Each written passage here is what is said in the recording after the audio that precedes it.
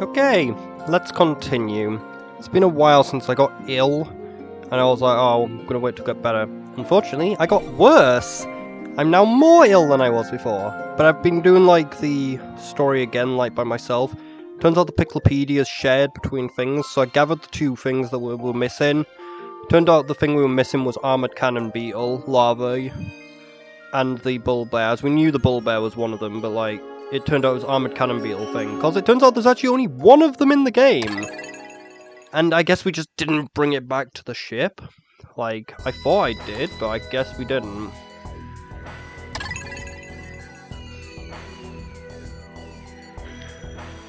So we'll finish these, then I'll read the piklopedia, I'll do some missions, and then that'll probably be the last video. But this has been doing surprisingly well.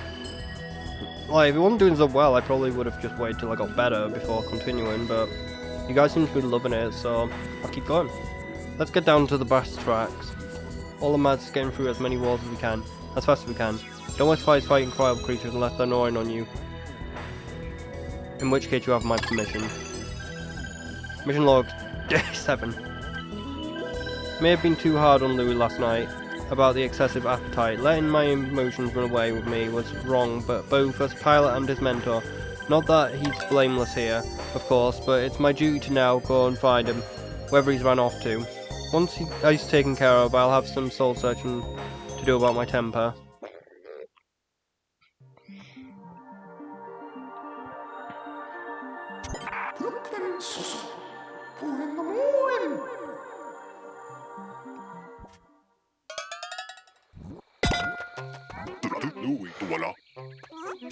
Oh yeah, God, take stuff out the onion. Oh, fuck.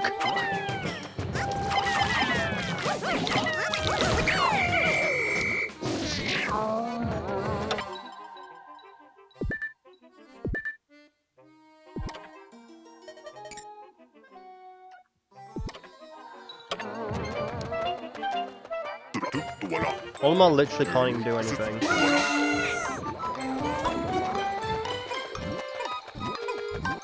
I prefer to not fight. That. Oh my god, this is so difficult. Ah, run! And they're dead, so I might as well just restart now.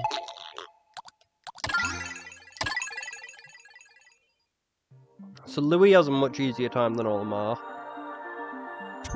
since he actually gets a decent amount. Oh, this is gonna be so difficult though with these whiptails.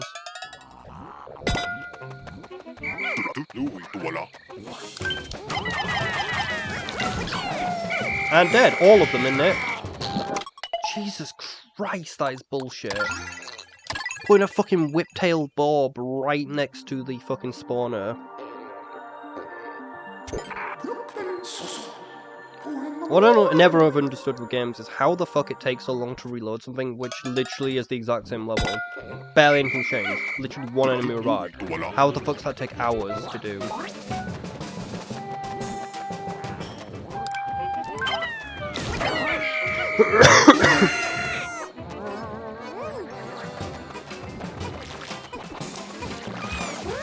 He actually did it. Come on, move!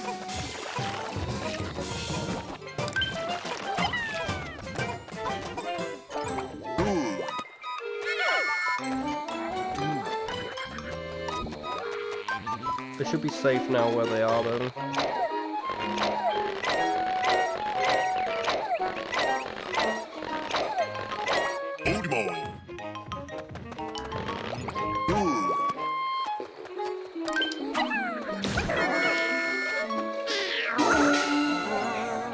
I hate it when that happens. Literally, there's no need for it.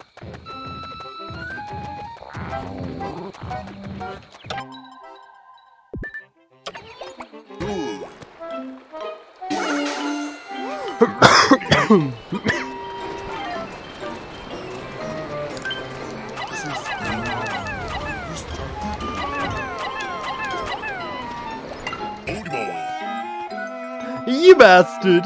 You stopped us playing Overwatch! What I can't believe is that the yellow pikmin didn't fucking stand on the thing! And now they're being extremely disobedient and refuse to obey me.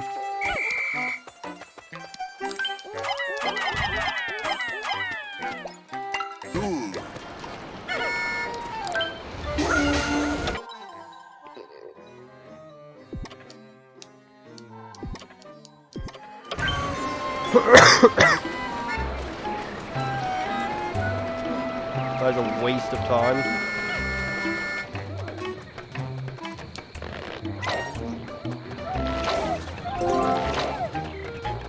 Okay, probably bombs from this.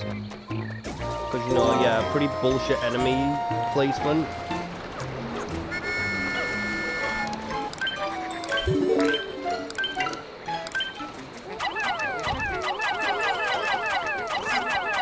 What the fuck are you doing?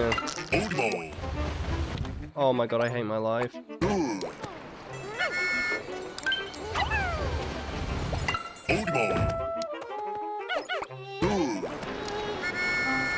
Let's see what other bullshit they can do.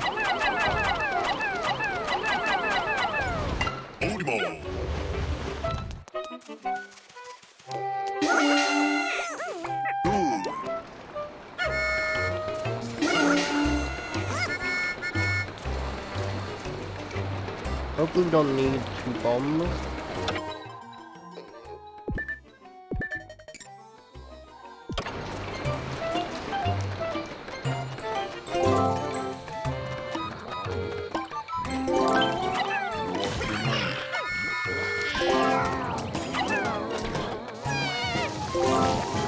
Crap.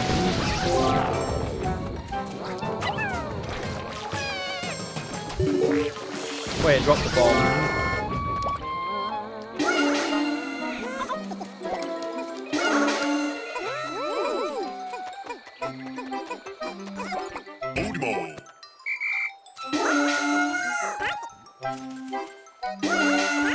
Wow, they've been allergic to picking up bombs for some reason.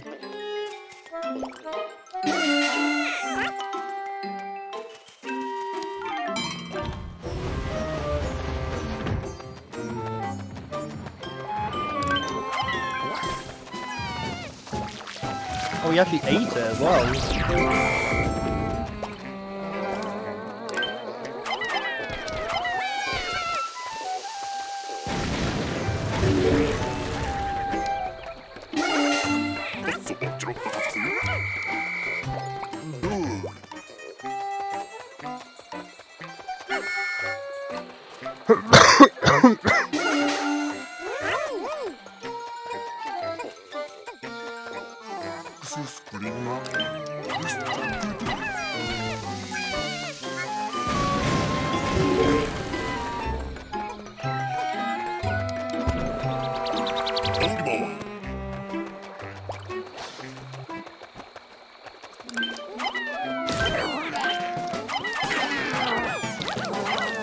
Please squash.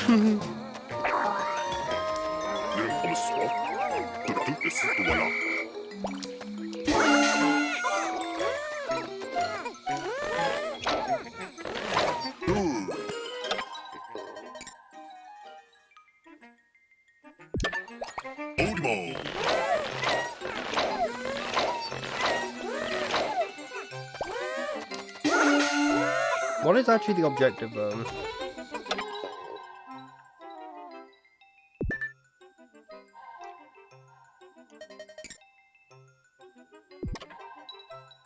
Like, is it just meet up?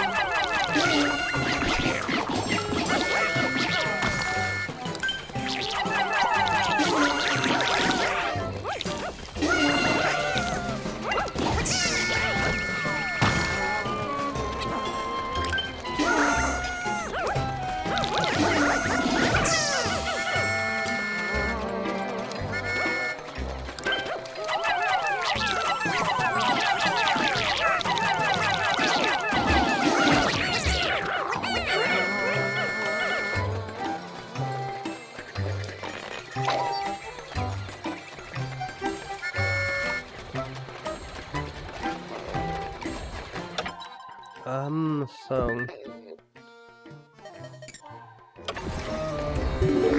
Oh, fuck.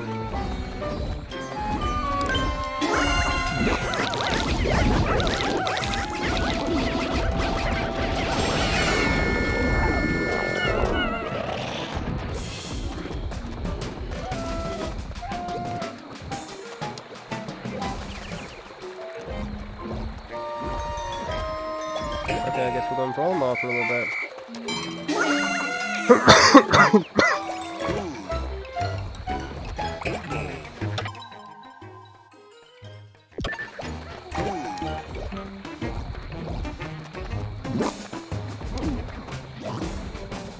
Oh my god, just turn around so I can recharge.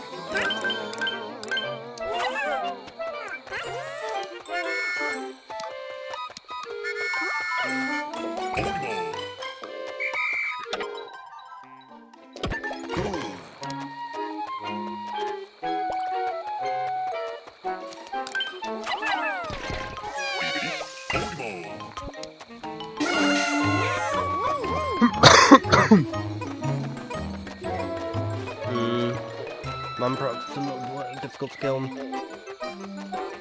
Probably enough bombs in this spot anyway.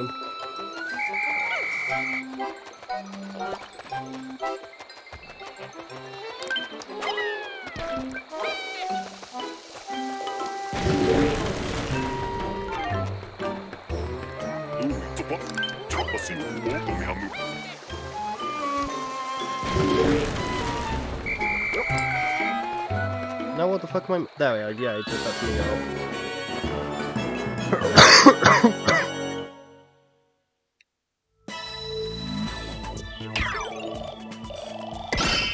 Barely even lost that many Pikmin, surprisingly. Your Dandori is strong! When I finally found Louis, he claimed to be sorry for what he did, but I'll keep a close eye on him all the same.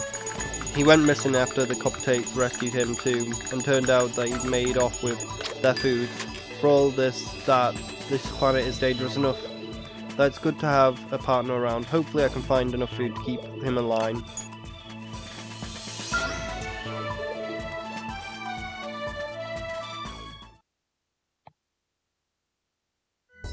Moving large through is a big job that takes a lot of Pikmin. You can't afford to replace winged Pikmin, so don't you dare lose any while sending them over water. They usually don't die when going over water. We'll get all kinds of signs that giant fruit is in the area, so it follows that Louis will be eating his way through the region. I may yet get through this without an earful from the President. Better still, I'll be picking up a faint signal from one of the Hokutation ship parts here. Time to suit up and on another expedition.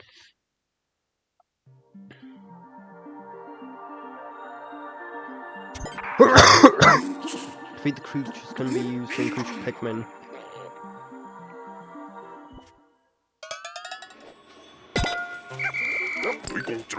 Shit, we don't... Do we actually have normal Pikmin? Because actually killing shit with winged Pikmin is actually kind of annoying. We don't! Fuck! I mean...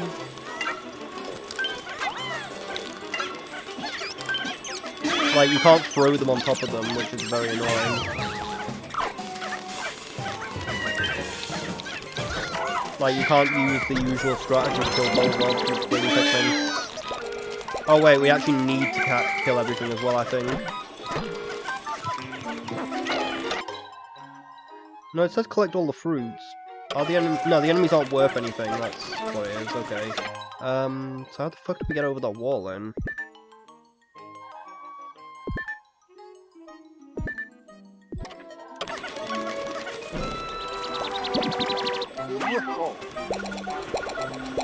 That's annoying. Wish I could squash them, but I can't.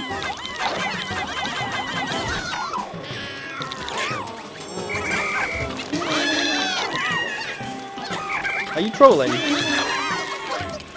This is why I hate bodies. Like, they make it so much harder. There's no need for it. Like, I've lost more Pikmin than I will gain from this. All because I'm stuck with the worst type of Pikmin.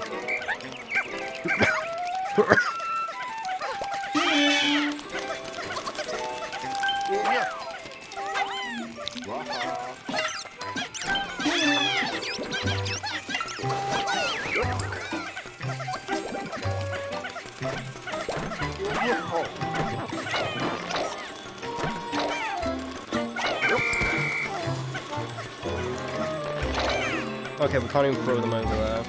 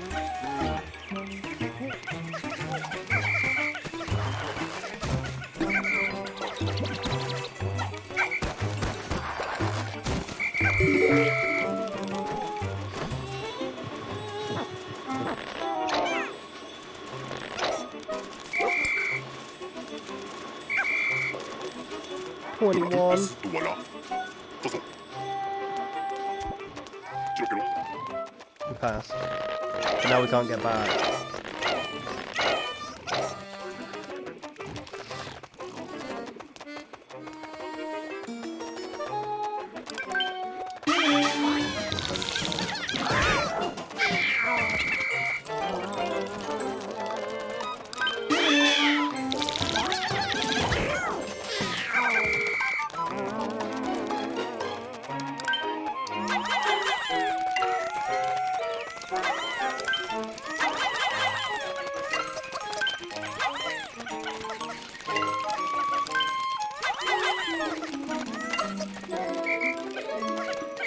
Whoops. Got the fruit. I don't know how we're gonna get past. I might just ignore it, honestly. Gonna hope that it just stays asleep.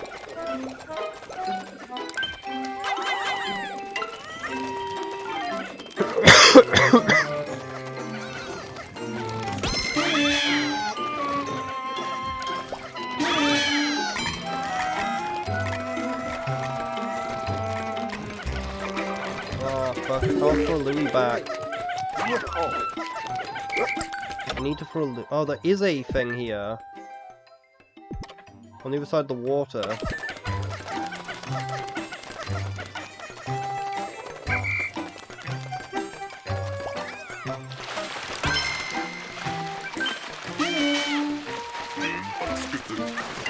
I miss my wife. Wonder what they're doing at this very moment.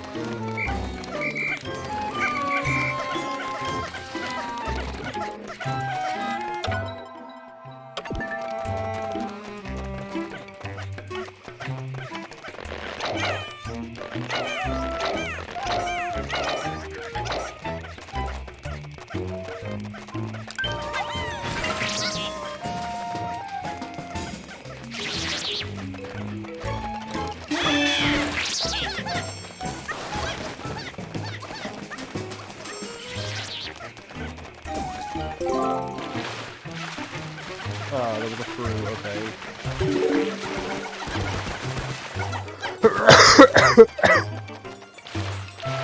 Wish I'd left Louie over the other side.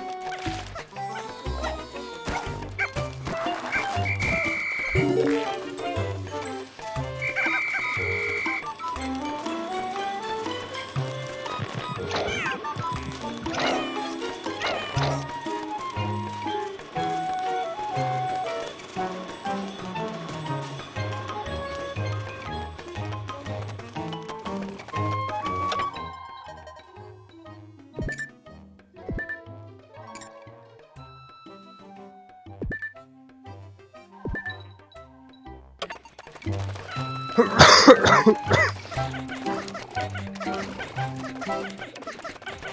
might actually be worthwhile just ignoring the crabs.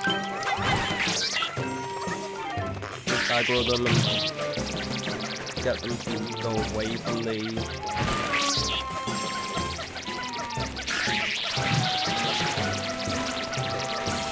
pikmin.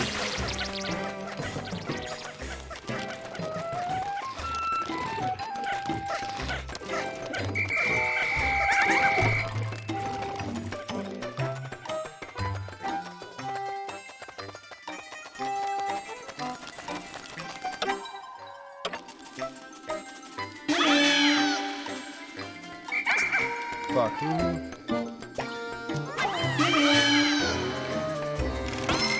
Oh, it didn't do a cutscene.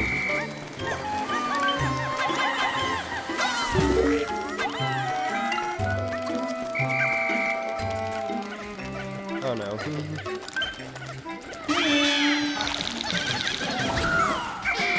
Yes, blue pikmin now. Problem is if we wake up these big guys who aren't sleeping.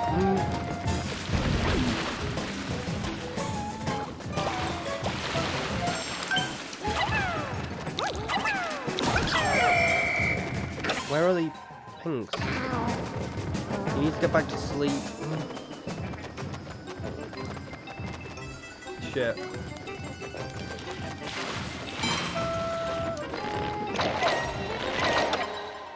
Where are they? They're going that way, okay.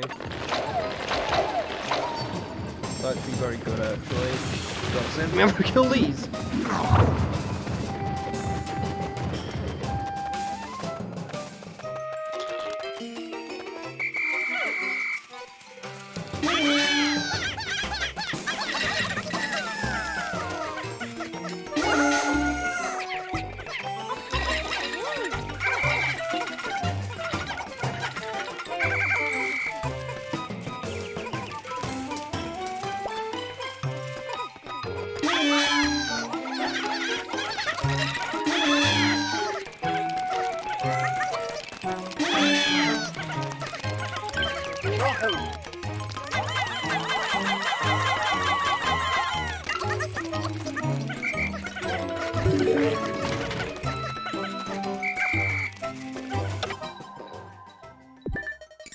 And that's all the fruits, I think.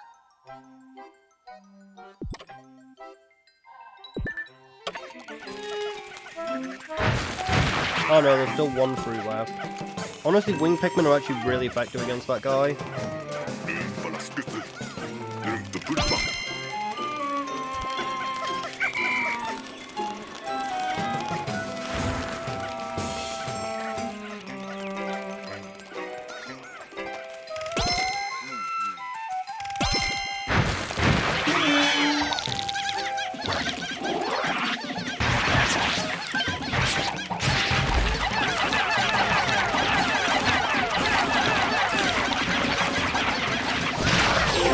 Yeah, surprisingly, wing pikmin are very good against that guy.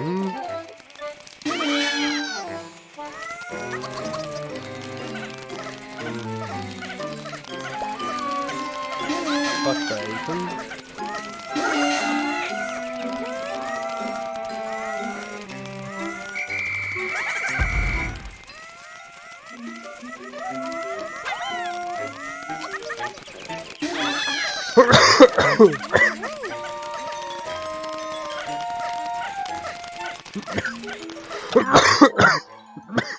Sorry.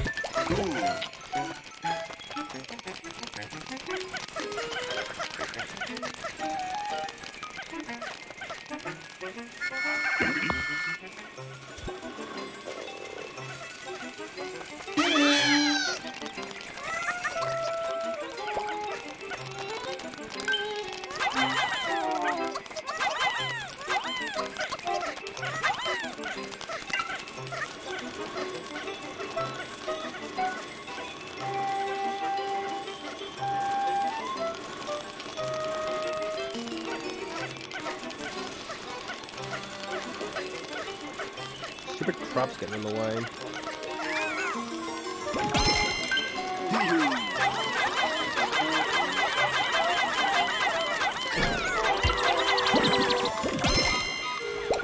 And we missed one somewhere.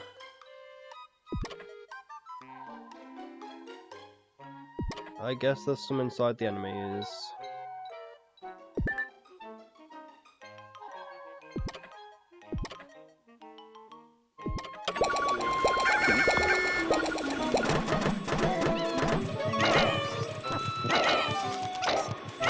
Shit, if I'd known those ones inside the enemies, I probably got blue pikmin.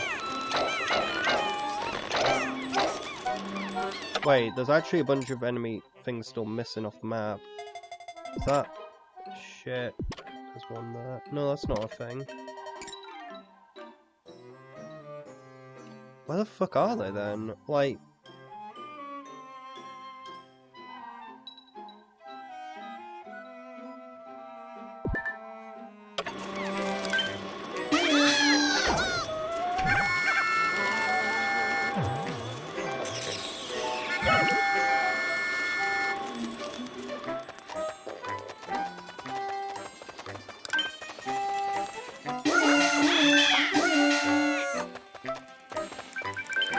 Come on.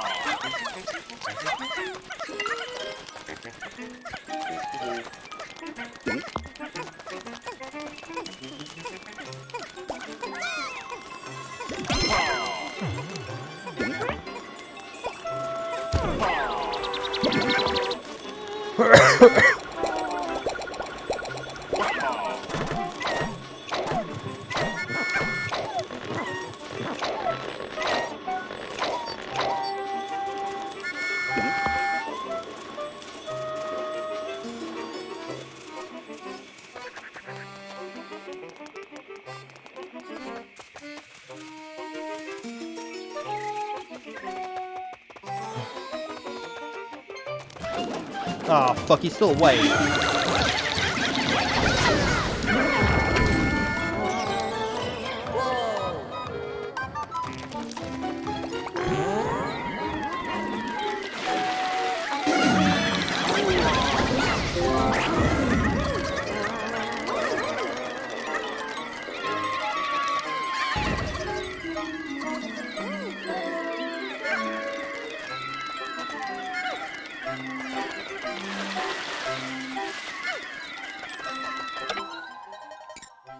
Shit, there's still chromids over there.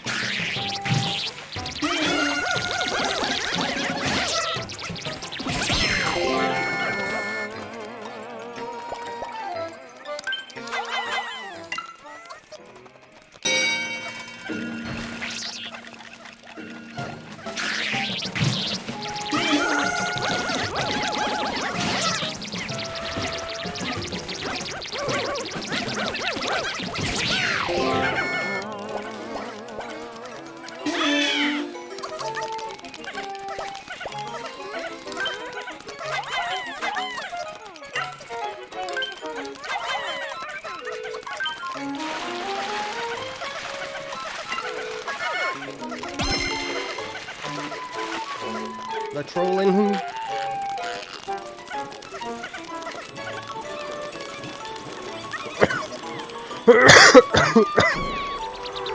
Fucking hell, that was close.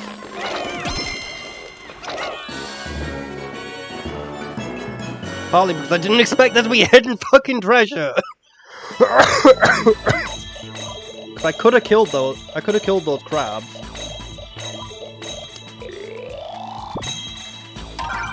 I just need to leave the big guys to last. I'm dying.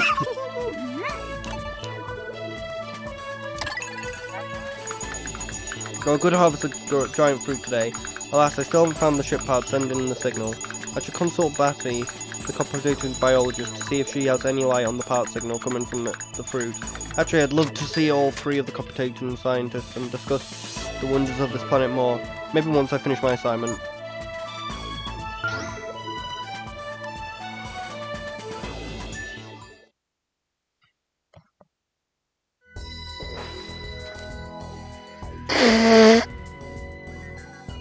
Won't lie, this will be difficult.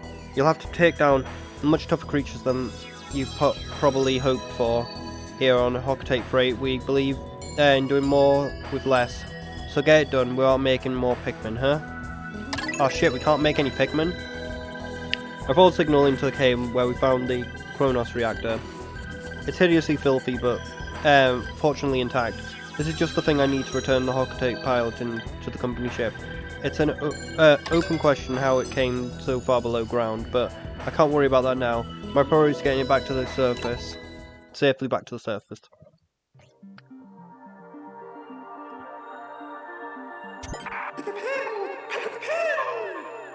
You have plenty of time.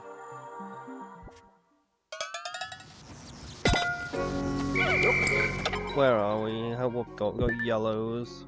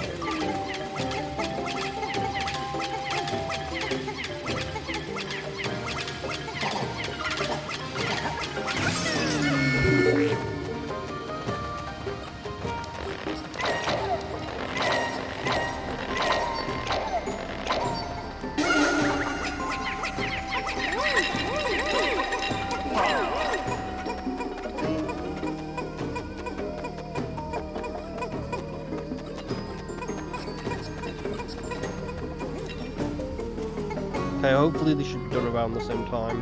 I don't think they will be though.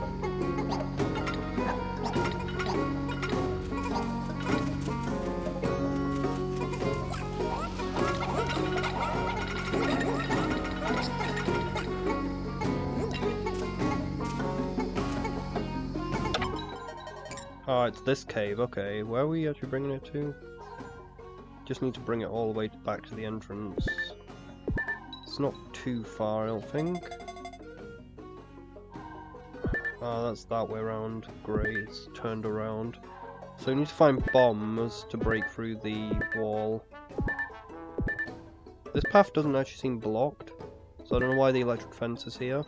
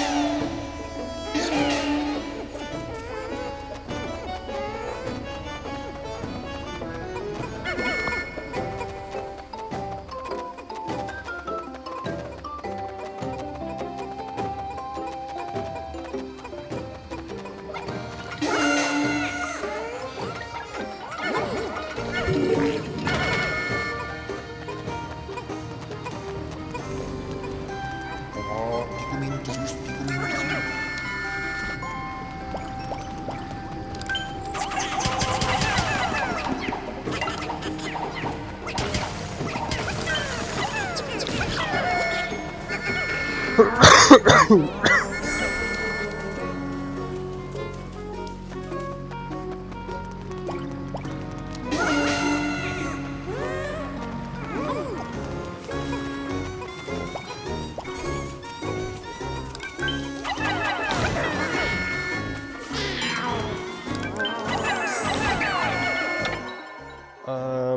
we've got a few reds behind there.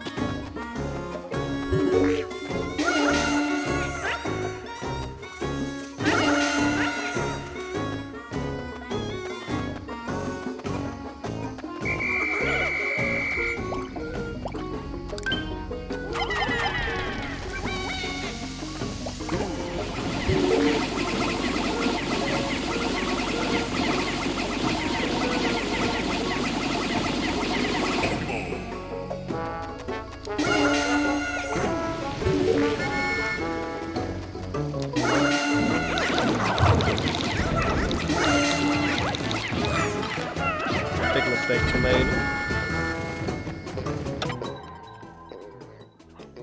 I was hoping that'd be good enough, but they failed me miserably.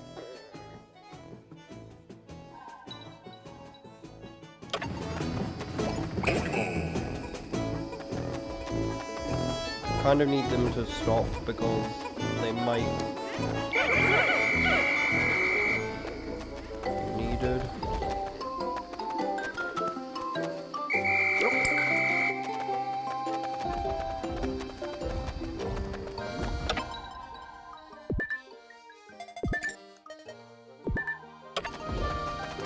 You know what, fuck it, we're taking it up here.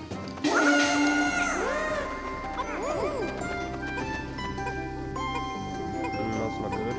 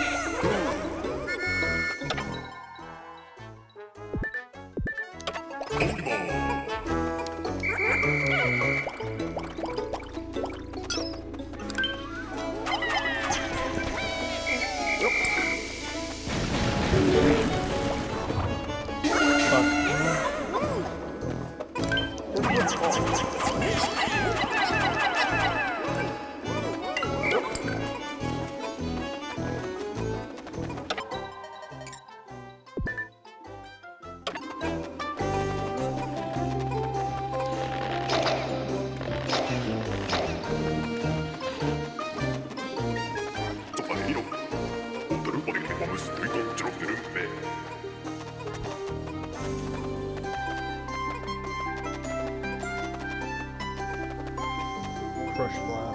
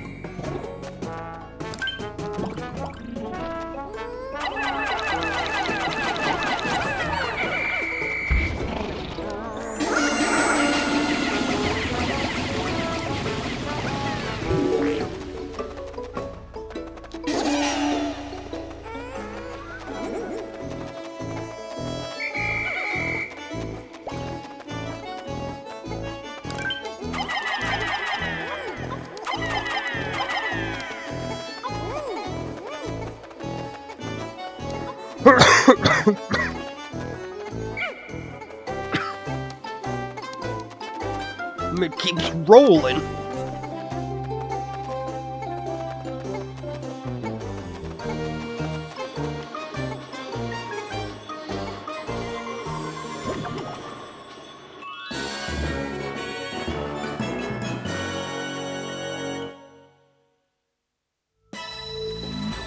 Only lost one Pikmin and we wouldn't have even lost it.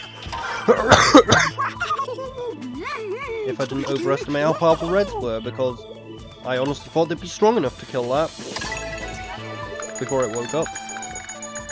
We got another part, and better yet, the radar is picking up a few more. The last few parts are clustered in one of the surrounding regions, but we're having trouble pinpointing the location. My guess is that the local wildlife swallowed the parts out of curiosity, which explains why we had no sign of them.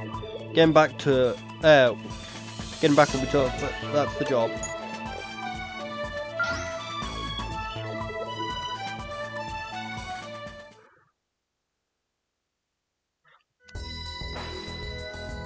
Learn to micromanage when it comes to creatures. So here, send the right Pikmin to do the right job. We trained you well to handle anything. Okay, so don't. so we didn't train you, but we should be ready to try for surprises by now. Anyway, which one? I found the point where the signal from the parts seem to be converging. If I can recover all of them, our ship will be fully restored. The downside is picking up a worrying number of hostile life forms. I do not think I'll retrieve these parts without a fight, but what's worth fighting for is not the chance of seeing one's loved ones again. Hocotate, here I come. Hocotate, here I come. Okay. So I think we got the same level, but we're now probably climbing down. Defeat the wild creatures and take back the parts.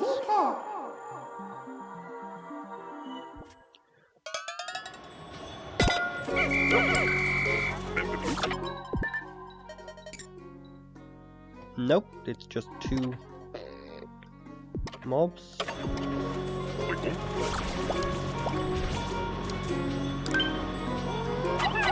I really want to do that though.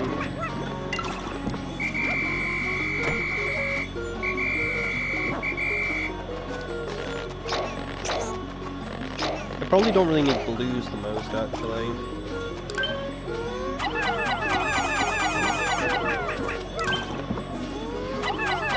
Wait, I probably don't even need rock Pikmin that much. Like, this should probably be fine.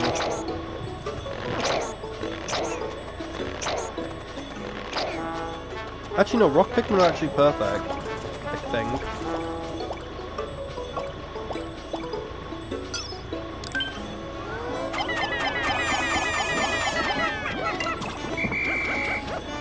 Don't waste so much time just choosing a pikmin.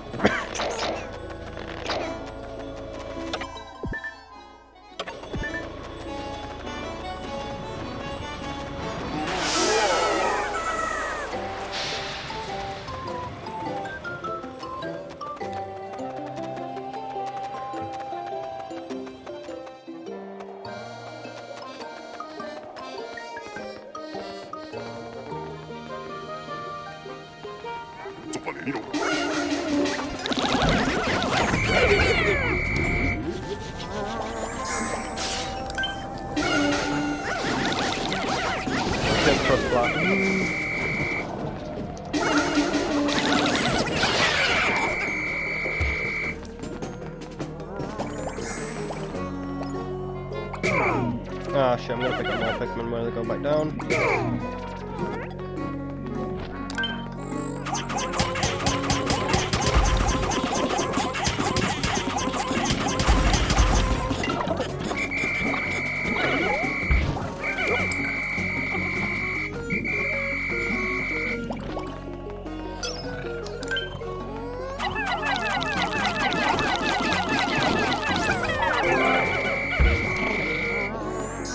Wait, where the fuck do the, you taken?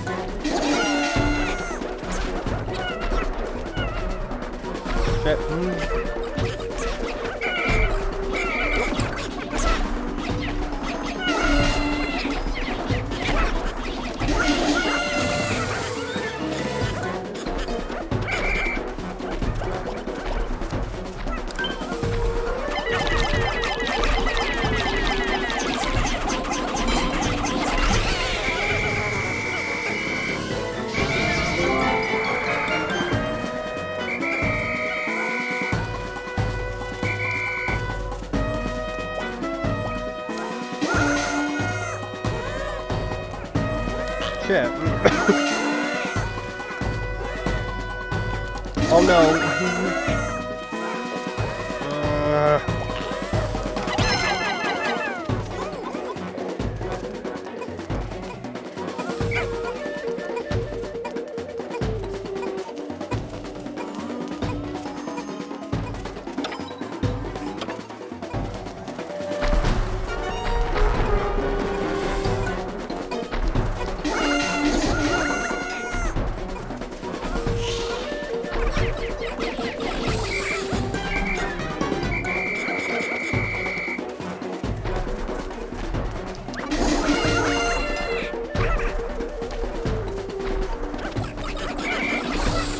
I was told these aren't different. This is different. It's got bigger legs than normal ones.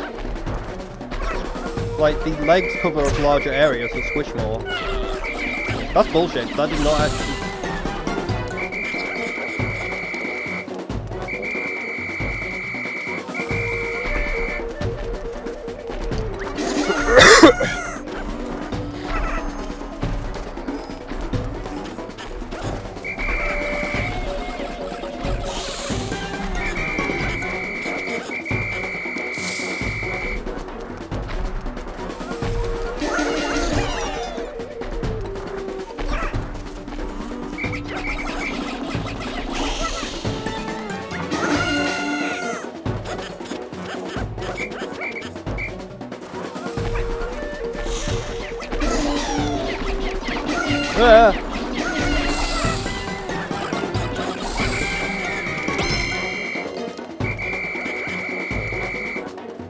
I actually don't know which legs it's on.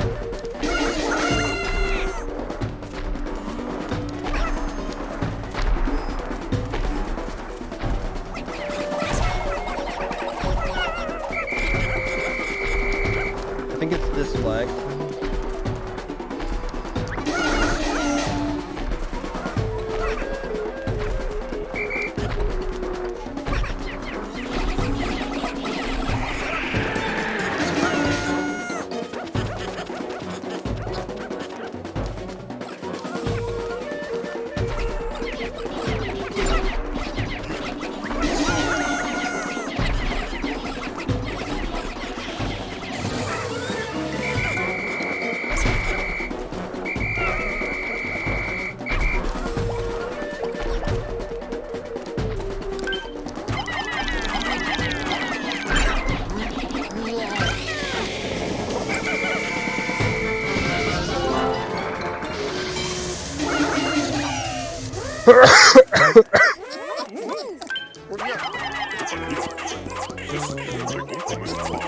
I'd say that's a different enemy, but the piklopedia doesn't count as one.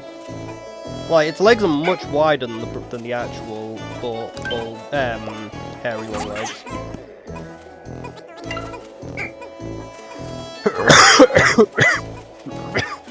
I then realised rock pikmin are actually very effective against this since they can't squish them. But also, yellows are very effective because, as we can see, as soon as you get rid of the hair on the thing, you can just throw the yellows at its belly.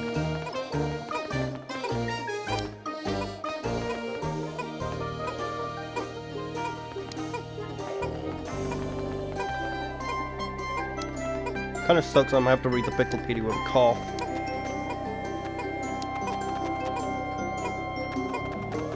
I'll try and control it.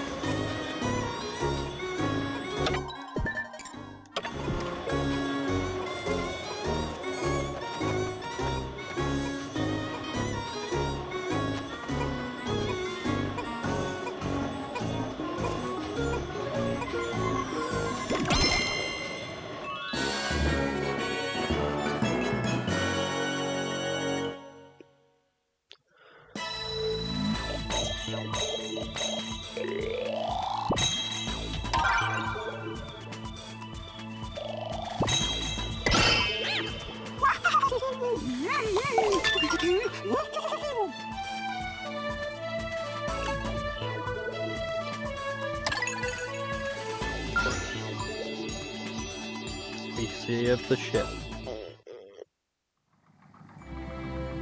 Thanks to Louis, the pikmin, mostly the pikmin. Our ship is working in a working order again. It has been a long road. I'm looking forward to getting home again.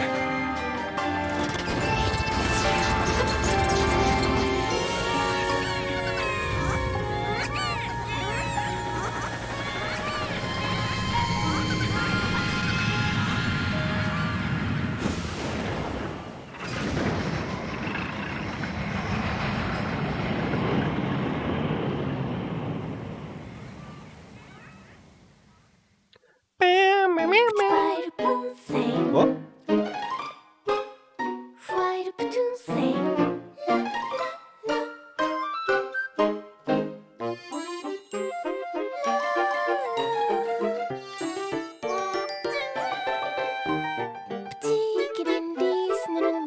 These nuts?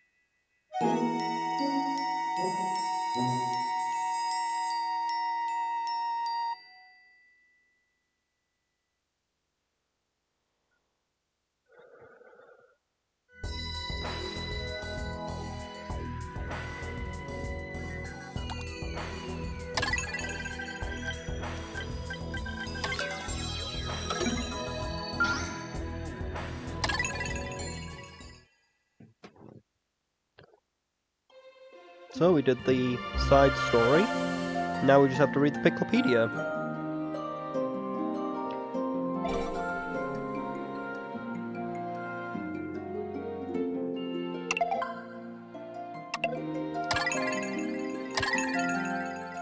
I'll just load my new save.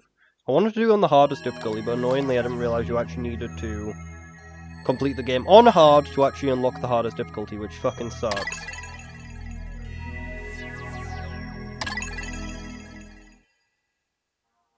But yeah, the piklopedia is a save between things. I also only just managed to actually get the boss to his arena in time. I literally had 1 second left before I timed out. I'm pretty sure you get less time on the higher difficulty, because I only just managed to get him to the arena in time. But as I said, the thing we were missing was this. I think that I didn't pick it up because we got so many of the ice variant. But like, there's only one of these in the game. I thought I brought it in, but maybe I didn't. I mustn't have, because it didn't get put in. Wish they was ordered not on the thing if you pick up, but it also does help that it's ordered by the way you picked it up. So, starting with the female shear group. Structural flaw back. Weight 1.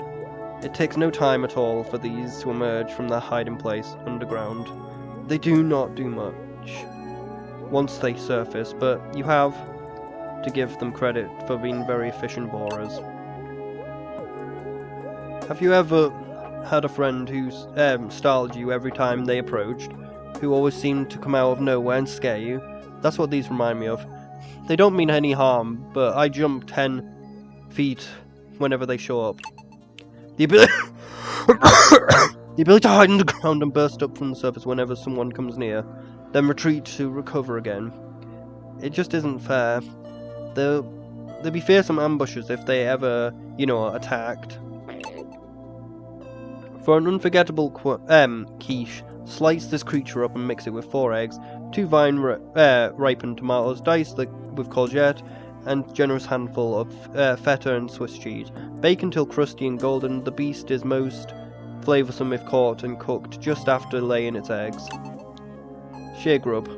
Hemiger memorials of the Malarian family.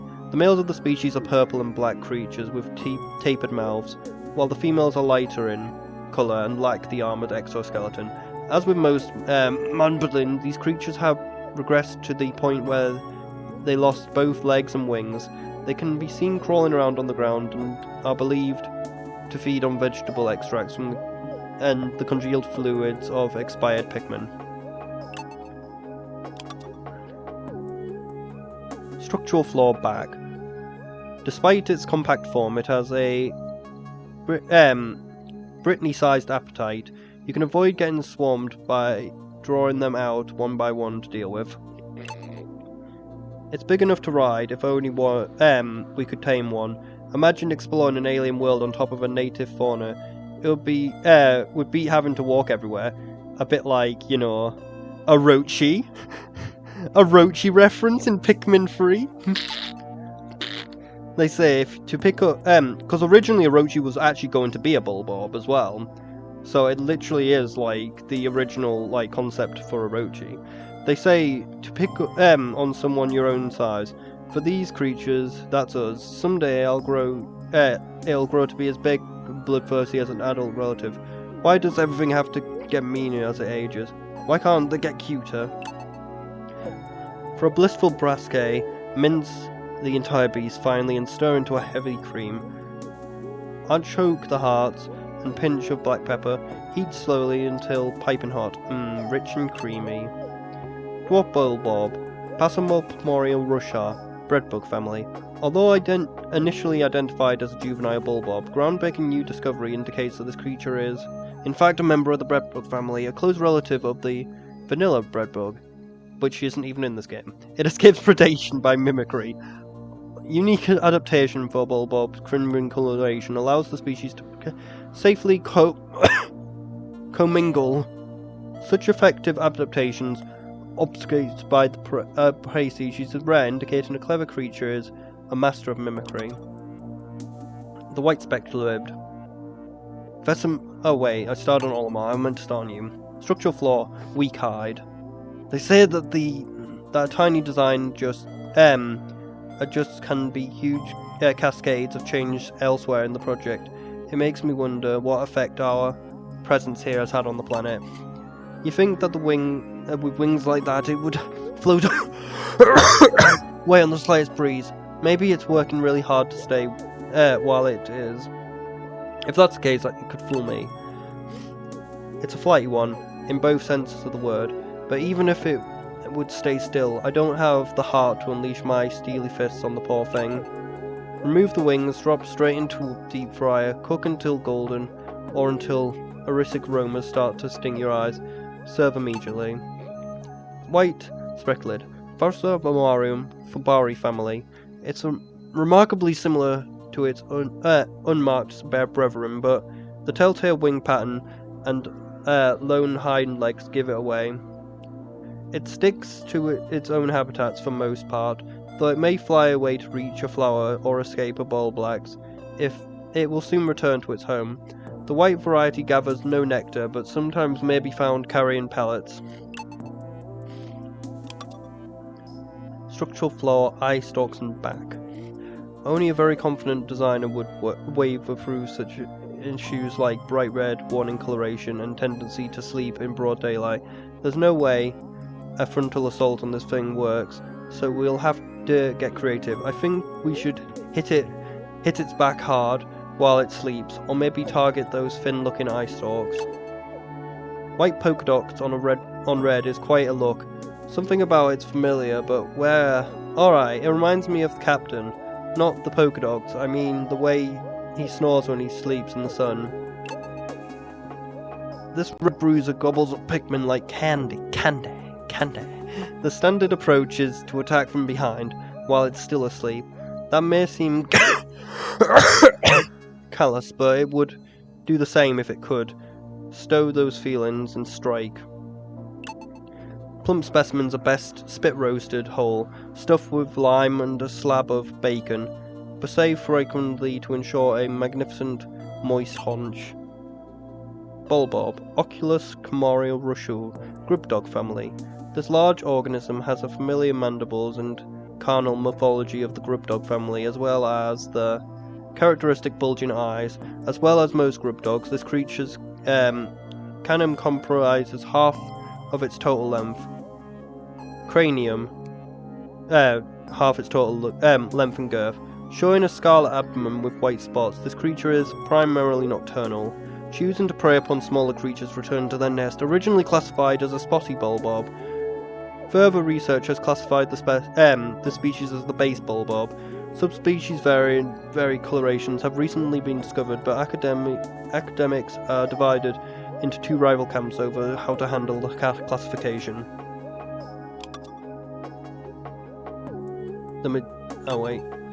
Structural flaw, weak-eyed. The first one of these I came across had rock pikmin trapped inside it, and I've seen them engulf small fruits, but it doesn't seem to be eating them. There's no digestion going on, at least is it just trying to make friends? Oh, this thing can't actually kill shit. The polka dot motorus on top of the translucent membrane is... polka dot motif on top of that translucent membrane is striking. Looks especially with that puff ball on its head, ascending the whole ensemble. I could see a dress pattern after this creature being a hit on copper. Not that I'd be caught dead in one. This cowardly blob holds pikmin hostage within its body. Its fatal mistake is not sucking up every last one of my troop. The last survivors are the most thirstiest for revenge. Revenge! Makes for a tangy, fresh sorbet, placed in the freezer for 2 hours or until firm. Garnish with a slice of Candice lemon before serving. Medusa sulca, Subdorium movari, Umblid family. Most of its body is translucent and gelatinous. It drifts on the wind using its puff stalk on its head and captures passers-by below with an adhesive membrane. The purpose of this behavior is unknown, as examining its catches reveals no trace of saliva or gastric juices on them. Unlike most aquatic jellyfish, it has no tentacles or pneumastics, making it safe to handle.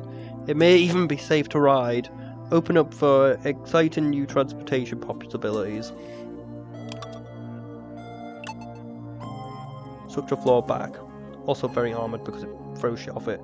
It carries heavy crystals on its back to throw at enemies. I know going in that we would probably need rock pikmin to break it. I worried about doing so would cause dangerous shards to explode outwards, but fortunately my imagination proved to be more deadlier than the reality. A misdesigned opportunity, if you ask me. What, you wanted to make them fucking deadlier? All that strength and the best I can do is get carried by some... Best it can do is carry around some big crystal. A better idea would be to carry around my stuff. If I could tame... Wait.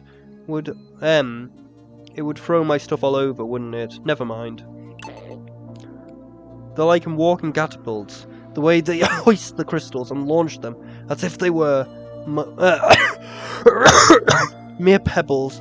A crafty adversary might lure them into launching their stones on each other, or themselves. And adversaries like me. An acquired taste, but really quite addictive once you get used to it. No special preparation necessary. Scuttle and Chuck, a much rebellious, heavily family. Its main offensive strategy is to launch crystals it carries on its back, otherwise it's completely defenseless. In most circumstances it is a peaceful herbivore whose diet consists primarily of moss. Oh no, it eats his dog! It eats his dog! When in danger, however, it wastes no time defending its territory by breaking small rocks and hurling them at threats in order to ensure it has a steady supply of rocks with which to defend itself. It shares its habitat with calcified crush larvae, so it can make use of the shells that they cast off each night. The yellow wollywog. Weak-eyed. I would not say weak-eyed, they're pretty fucking tough. There is a definite sign of intelligence in this brood. It always faces its prey first, as if gauging the distance, before jumping into the air and stomping. If you don't move while it hangs for a moment in midair, you could lose a lot of pikmin. It's big but not strong, as few as 5 pikmin can weigh it down, so it can't jump. Rock pikmin also have nothing to fear from it. Look at that thing, it's so bloated. I feel that way too sometimes when I can't stop chugging down juice.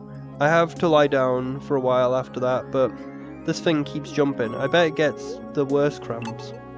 I don't understand how it manages to hang in the air at the height of its jump, but I don't have to understand, I just have to get out of the way, and its weird hanging time helps a lot with that. Let that be a lesson, don't stand around gawking at the creature's weird attack moves, do something about it. Be a batter and deep fry for a down-home flavour you won't soon forget. Yellow wollywog, Amphibious Fomorium, Aperture family. The magnificent specimen has the brightest gold coloration and the greatest number of lateral spots of any member of the amateur family.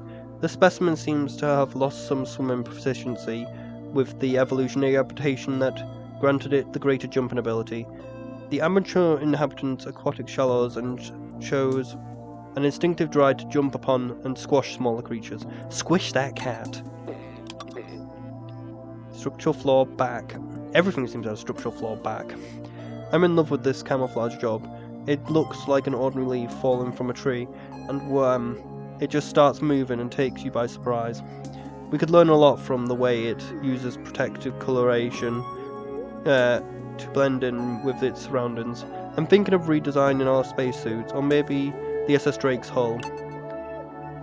Not only do the body and limbs look like leaves, its beady little eyes remind me of fruit. I don't see the point of all this camouflage when they startle at this every single thing that gets close. It's totally harmless, but sometimes there is a reason to defeat one. When that happens, the best we can do is to mercifully land one solid strike on its back, poor thing. A superb amalgamation of juicy meat and leafy greens ensures that the skittering leaf will be the new spinach. Skittering leaf. Rus pomorius. Skittling family. The skittering leaf is a relative of the pond skater that sheds its wings for and adapted to life on the ground, with no residual traits of the airborne past. This skittering leaf can neither fly nor skitter across the surface of the water. The wings have since evolved into a leaf-like structure on its back, which serves to hide the skittering leaf through mimicry. Its appears quite effective, as few predators can see through the clever disguise. Structural flaw inhaling period.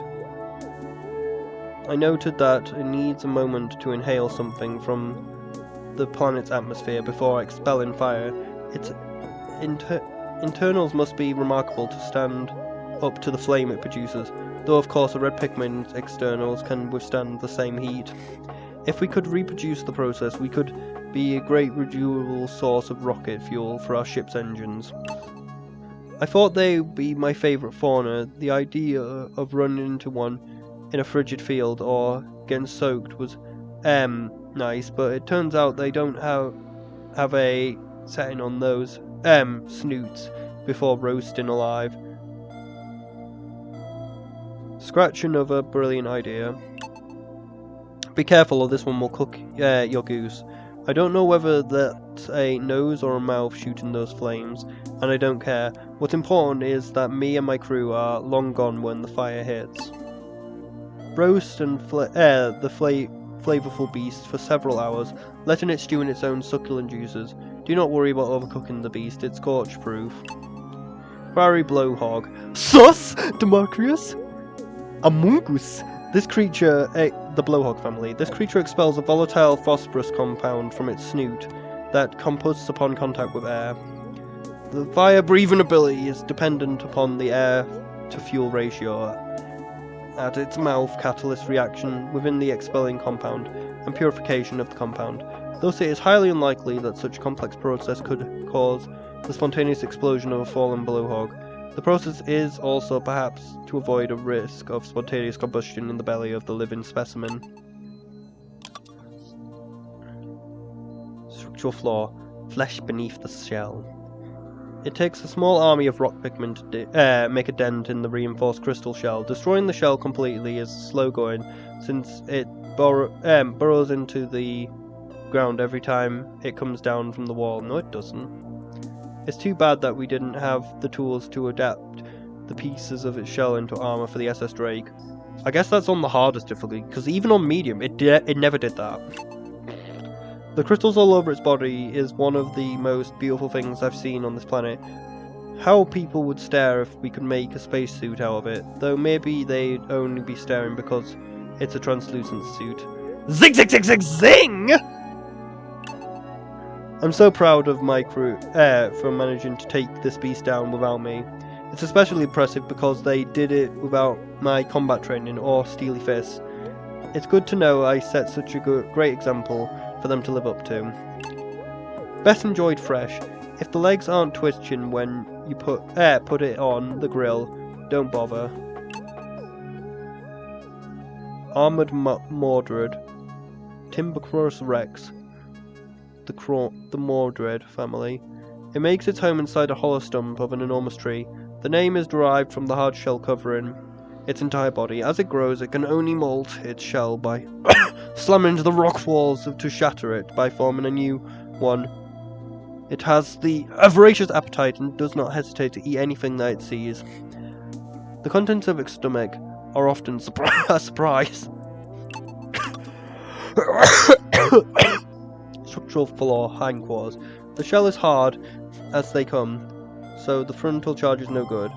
You're liable to get skewered on the needle anyway. Try throwing pikmin so they land on the soft, unprotected hide part instead. Talk about a design oversight. I don't know, the original version was, like in Pikmin 2 there was an original version of this, which was the exact opposite. Rather than having a armoured head, it had an armoured ass, and you had to attack it from the front. But it's only like that in Pikmin 2. In Pikmin 3 and 4 it's like this, as we can see, and in 1 I don't think they even existed. Ever since the huge face it's a different creature as well, but like it's weird that I kind of just vaulted the original one. Ever since a huge face burrowed in the ground, Ever seen a huge face buried in the ground? I have now. At first I wondered whether the rest of it might be, Would we find a buried fist, a buried knee, a buried belly button? Is it good or bad that we never will? The greenish-blue beast came prepared with a solid offense and defense. There's not so much plating at the back, but it doesn't matter if you never plan to show the enemy your back. I salute its courage. To create an elegant champagne with the explosive flavour, remove the shell and sear the meat on both sides. Top with a dab of passetto. Joustmate. Tomahawk reverser. Buronite family. Others within the family wear their shells on their bellies, but this one wears its shell. Functions more like a helmet. Its wings have atrophied into uselessness, so instead it burrows beneath the ground and pops up to pierce the prey with its needle-like proboscis and drain the bodily fluids. Larval joustmites remain underground for years, or even decades in some cases. Structural flaws, low speed, a coating of pure fire. Now that's armor, which it needs because it's very slow in both the way it moves and attacks, and even the fire armor does nothing against red pikmin. Back to the drawing board with this one. Ton of style points for the cloak of pure fire. I couldn't pull off that look like that. I don't even like to leave the SS Drake with when it's humid out. It's tough to beat a defense made entirely out of scorching flames. If you don't take it seriously, it will be way too hot to handle. Fortunately, I'm just hot-blooded enough to take it, so as long as Brittany doesn't give me that icy stare. Remove the tongue and discard the rest. Cook over charcoal, grill until medium rare. Posthumous sklotch. Saltler volcanus, Slolch family. A species of terrestrial snail coated in flammable mucus instead of the traditional shell. The creature stays lubricated through constant secretion of the mucus so that its flame never reaches its skin. The most fascinating aspect is this creature is their instinctive ability to avoid causing widespread fires by carelessly brushing against plants. Structure flaw, weak hide. It's well built to do what it does, which is capture wandering pikmin and slam them into the ground. But why does it do that from without any function? Isn't very good design in my book. I'll likely turn the tables and load them down with I like to turn the tables and load them down with so many pikmin they're too heavy to fly. What goes around comes around. They're annoying, but I also feel a connection to the huge flying insects. Just like me, they like to bury things in the ground, and just like me, they wander off, forgetting about the seeds until someone else comes along to harvest it. I could go into my strategy for taking these things, but why bother? They're a nuisance, not threats. Plucking buried pikmin is relaxing activities that gives me time to consider how to tackle the critters that can do serious damage. Remove the wings, marinate a marbled steak for several hours in the chipload then core boil to perfection. Sweep and snitch bug. Scarpinus camaris. Skipperid family. The Skipperids originally lived on the ground, sporting poorly developed vestigial wings. This species developed enlarged antennas that can be used as makeshift wings. Skipperids are attracted by the sight of large groups of pikmin in cavalry formation and will swoop down and seize them. However, Skipperids do not eat pikmin. They will drop any seized pikmin after a short time. The reason for this behavior is unknown, but I look forward to future research in the area. The bearded amprad. Soft hide. Yes, they're very furry. Electric generation is a useful trait in animals. I'm not sure if this one can be domesticated, but I think of all the useful applications it could. At the very least, we could study it to see if we could reproduce the trick. With a few tweaks to its output, I bet its electric generating properties could really open up my paws. I'll run the idea by Alf and see what he thinks. It looks cute and fuzzy, and that's how it springs its trap. Throw a few pikmin on it and it's easy prey, and it will zap the life out of them. The best strategy is to take a squad of yellows, then you'll get the last laugh. Pan roast the thighs with a sprig of rosemary, a whole garlic clove. Finish with a squeeze of fruit juice to heighten the supple notes of the lingering electricities. Bard Amprat, Pomoris Bomartus, the Nimbus family name. The hair covering its face works as a capacitor. It charges electricity by rubbing its hairs to build static, then discharges it at the enemy intruding on its territory. It's more territorial than aggressive, attacking only when threatened, rather than hunting prey. It has several qualities unique to its ecosystem, such as producing milk for its young, which may someday give rise to a whole new taxidermy of fauna. Not if I annihilate them all. The Arctic cannon larvae. It has weak hide. Snowballs are indigenously non-lethal weapons. I'm in love with the design that effectively keeps predators away without overdoing it. Full marks. When I saw this one spitting snowballs and sending pikmin rolling, I thought it looked like a good time, so I walked right in line of fire, waved my arms to catch the attention, and waited for the fun to start. But all I got was dizzy. They're more annoying than dangerous, but if you want to avoid the pushback from the rolling snowballs, you just have to make a fancy footwork, float like a skittle leaf, sting like a scornet. Peel back the shell and sprinkle the tender meat with a dash of salt before slurping it up raw. For a refreshing dessert, pour fruit juice over its snowballs. Pour fruit juice over its balls! Grantus fromosmo, Lupod family. Like other members of the Lupod family, its internal bacteria are specialized to form ice compounds from abundant moisture, which it then expels as a projectile.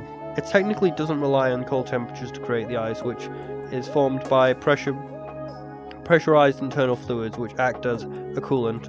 When the projectiles rapidly expand, they absorb abundant heat, lowering the air temperature enough that the moisture in the air to freeze. Structural flaw back. This is good It is good camouflage. When you see a lone green leaf on the ground, that's suspicious, but a lone dead leaf? Nobody looks twice at those, and it's not even lone. Very well thought out. Dead leaves are good. You can turn them into mulch and plant fruit trees, making something great out of something gross. The Pikmin know what I'm talking about, because they love dragging these guys back to the Union to do the same thing. These sneaks act like dead leaves, then jump out and attack the Pikmin while they aren't watching. The only defense is to treat every dead leaf you see as a mortal threat. Yes, tiring to see danger everywhere I look, but it's a small price to pay to save lives. No preparation needed. To enjoy this flavorful beast, its naturally crunch gives way to indulgent mouthfeel. The desecrated leaf skitter, Rusmontorius skitterleaflin. The skitterleaflin variant that resembles dead leaves. Its legs have developed in specific ways. The front claws capture prey, while the flat hind legs are suited for running and swimming. Its highly tuned senses keep it still from any creatures but Pikmin. Once it gets its claws on its prey, it doesn't easily let go. Recent research has revealed that the camouflage has a secondary purpose beyond hunting. Scavengers are fooled by the disguise into carrying its eggs, therefore expanding its population. Structural flaw, photosynthesivity, like me for real. I've never seen a substance that completely dissipates under bright light before. Is it because it's a newborn and not yet fully formed?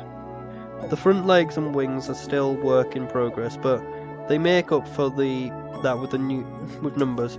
If you ever see something in the dark cave that looks like an egg, my advice is to destroy it. while you still can. They're so cute when they're However, you say no to those little chirpy noises and the big wet eyes. It's a shame they grow into something so awful. It makes me wonder what the captain was like in his youth. These timid little guys was the first wild creature I met on this planet. I can't blame him for being scared though. I freak out a little when I saw those glowing mushrooms. Wait, no, forget that. How do I raise stuff on here? Perfect ingredient for a hot pot night.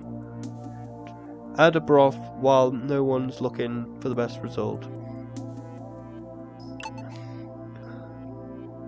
Photobat. Tapharus patorus. Adrophima family. This infant stage of the Venomorph photobat has undeveloped wings and cannot yet fly. It is scopious from birth, to the point where it can even the low light of a common glow cap or light bulb will cause it to vaporize. The chromophore excretion which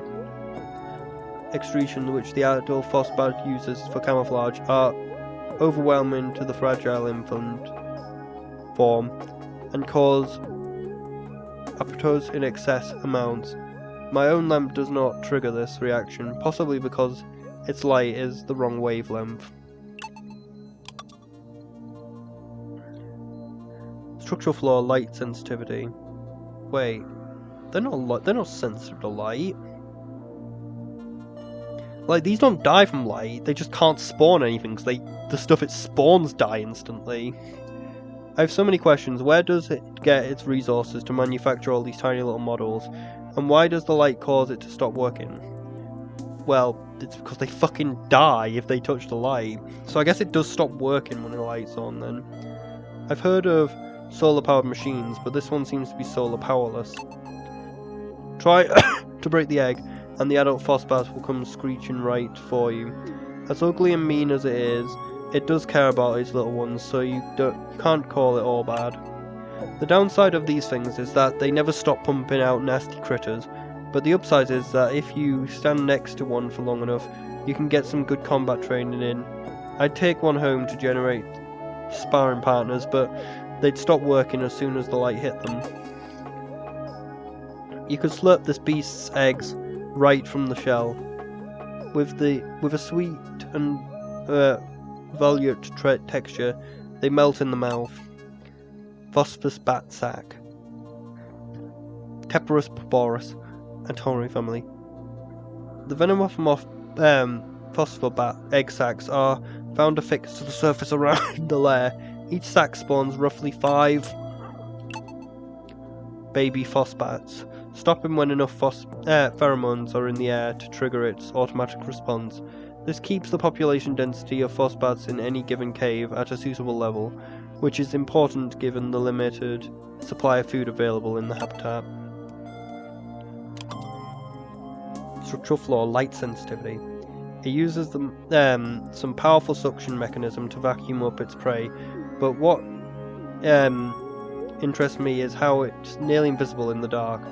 If I could replicate the effect, it could be huge for stealth system on our ships. I'd also love to figure out how the captain managed to survive inside the creature for so long without food or water, but that's more of a biological problem, not my field. It looks mean, but it's not so tough in the light. Why do you think it moves so slowly? Did it get indigestion from trying to eat the captain? This thing that swallowed me, it may play dirty, but I respect that its willingness to use any trick in the books to win. I'd accept a rematch any time. It was more comfy in its stomach than I expected, but I'm still glad my team pulled me out when they did. I owe them a round of juice when I get back to Copper Eye. Lightly bread and fry whole. Slather a broachy bun with rosselay, then top with a fried beast and a handful of rosé. Serve with a lemon wedge. The venom of Phosmobat. Venom of Warriors. Doria. It is forced to live in darkness due to its extreme photosensitivity. The specialized chromatophores in its skin can absorb faint light sources to turn completely transparent. Its wings and spines are covered in a mildly toxic scales, which paralyze small insects, which it can inhale with its powerful vortex. Often creatures that evolved in darkness have atrophied eyes and albinism, but this is notably not the case here. It does, however, share a tendency to not venture out at night with the other cave dwellers.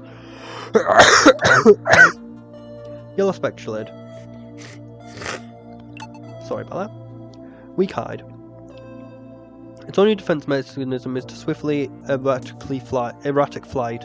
If you can catch it while it's stationary, it's easy to take down, but there's no point unless you're desperate for nectar. If the colour yellow could fly, it would be this animal. It's so thin and papery that there's hardly anything to it apart from the colour. I think I'd like to fly, but maybe not if I had to give up my substance. This one's okay as wildlife on this planet goes. It's a nice shade of yellow, but not as perfect as the colour of my rubber ducky. For a tasty appetizer, dip the wings in batter and fry. Can also be used to season stews and soups. Remember to first remove the bitter innards. Phenacid Jeopardus, Flippery family. The primary morphological difference from other species of the speculids is the eye-like spots on its hind wings. When crossbreeding with a red speculid, the offspring has a 25% chance of inheriting those spots on the orange wings. Would this count as a new subspecies? Back is its weakness. Jaws are stronger than you'd expect. I haven't seen anything that can grip like these outside of the factory robots. Fortunately, its back isn't so tough. If you can arc a few pikmin onto it from above, it goes down in no time, but it's very hard to do that. I don't get these creatures. They have a good thing going underground, where it's dark and quiet. Why can't they snooze the day away instead of making trouble for us? These nasties are the number one reason I keep a whistle handy at all times. You got to have a quick whistle finger for leading your squad to safety when you feel the ground start rumbling beneath your feet. Keep a close eye on any pikmin within their hands full. With their hands full, these critters like to go after those first. True! Spread several specimens in the bottom of a casserole dish. Layer with a slice of avocado. Bake until the meat is choice and the cheese is lusciously browned. Shear group male. Homocomogorius Macellid family. The specimen is a male shear grub. They have lost both the legs and wings. The male burrows into the soft soil and waits to ambush small creatures that pass by. The species' mandibles can be dangerous, making creatures such as pikmin easy prey. Structural flaw, eye stalks and back. This model has a surprising feature. I'm very impressed at the speed at which it employs its long flexible tongue, though I'm at dismay at its unnerving willingness and the difficulty we seem to have sneaking past it.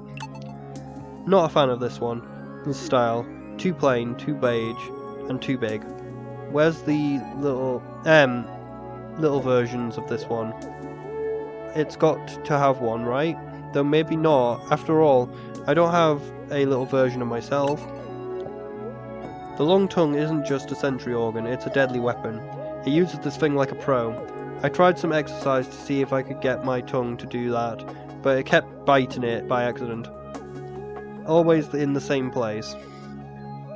2. I hate that. Pat the tongue dry, then coat all sides with spicy dry rub of your choice. Grill over high heat until outside is perfectly crisped. The whip-tailed bulbob. Oculus longigora, grubtuck family. Instead of a gnashing jaws, usually found in the species, it uses its extensively voracious tongue to capture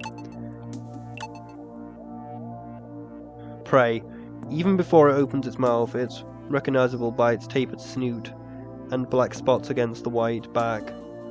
Some theorise that it evolved its long tongue to snatch prey down at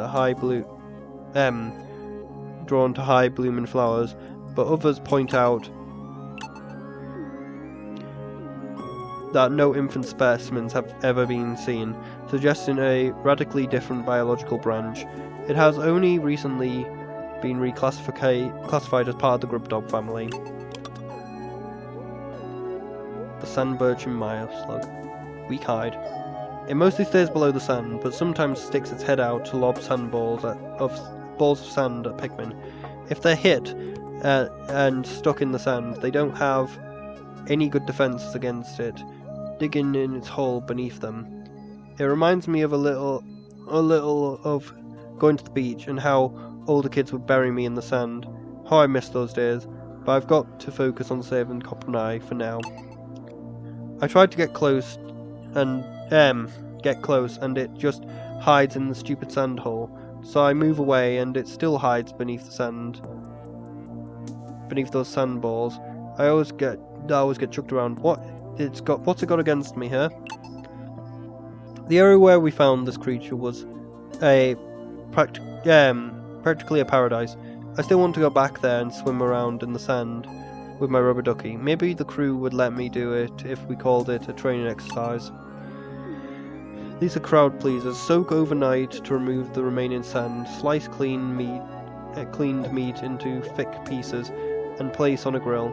Then apply a generous coating of barbecue sauce and cook until sticky and crispy.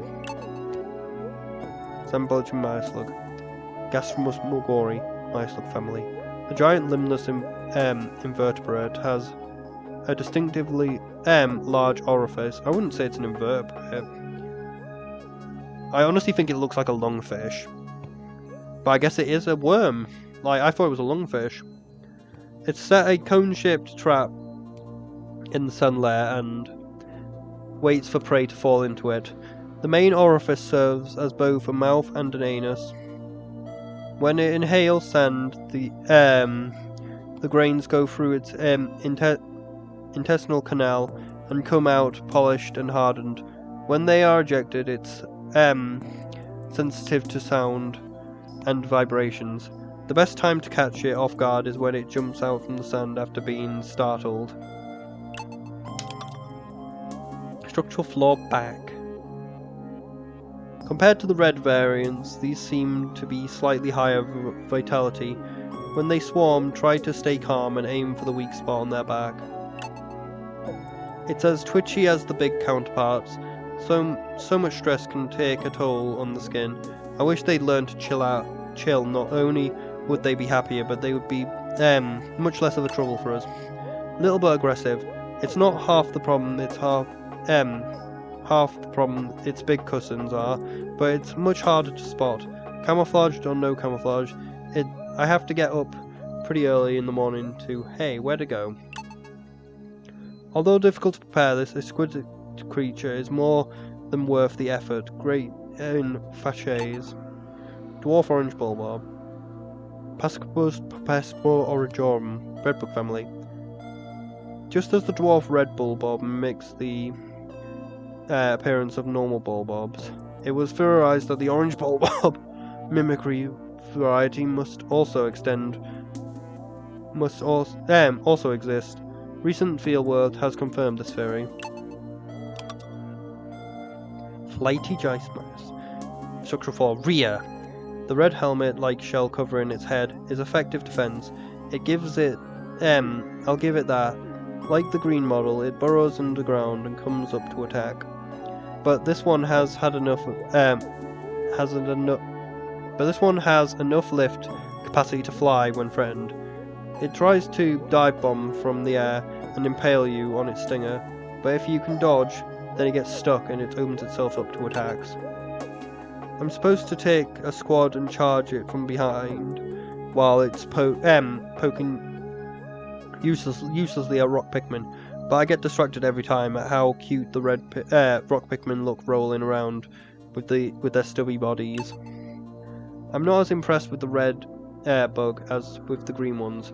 Yes, it's got the plating of a tank and the harpoon of a fisherman, But what kind of coward flies away instead of facing the enemy on solid ground?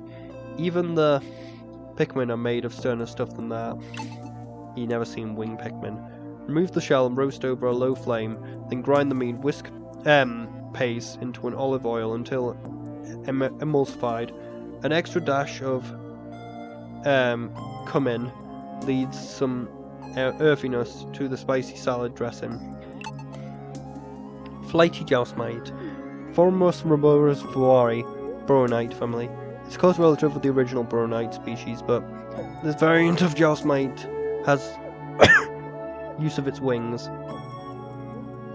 Oddly, it still makes a habitat on below ground and employs the same tactics of lying in wait and emerging to strike. The helmet protecting the head is functionally as hard as steel due to the waxy secretion it pours in its pores, which absorb and redirect shocks it sustains. Weak hide. Most of its defense mechanisms aren't dangerous to pikmin, but they do make it hard to kill. The stream of air it blows from its will scatter pikmin, so they'll be sure to regroup them quickly. There are other enemies around, if there are other enemies around. As you might expect from something so inflated, it's very light and easy to weigh down by a lot of pikmin. That's the best chance you to dash in with charge. Can you imagine attaching a gondola to the underside of this thing, drifting gently through the air, not caring the world? Because I'd use the spikes on its back to crush my enemies. It's so perfect. This inflatable fella has some powerful lungs to make itself lighter than air, but I won't be outdone. No, I can't do that, I'll cough like crazy. I blame the spacesuits for cramping my style. Slice this creature's feather-like skin into triangles, deep fry until crispy, and salt generously. Makes for a perfect tortilla to accompany my freshly mango salsa. Puffy blowhog. Sus inflator? That's a bit Among Us. Blowhog family. This species of the blowhog uses internal generated hydrogen to inflate and float a flotation bladder and hover above the ground. The creature's electrified pulse creates a sash of colour that flows along the surface of its body, making it practically beautiful blowhog species. Precisely how it's able to stabilize its highly explosive hydrogen and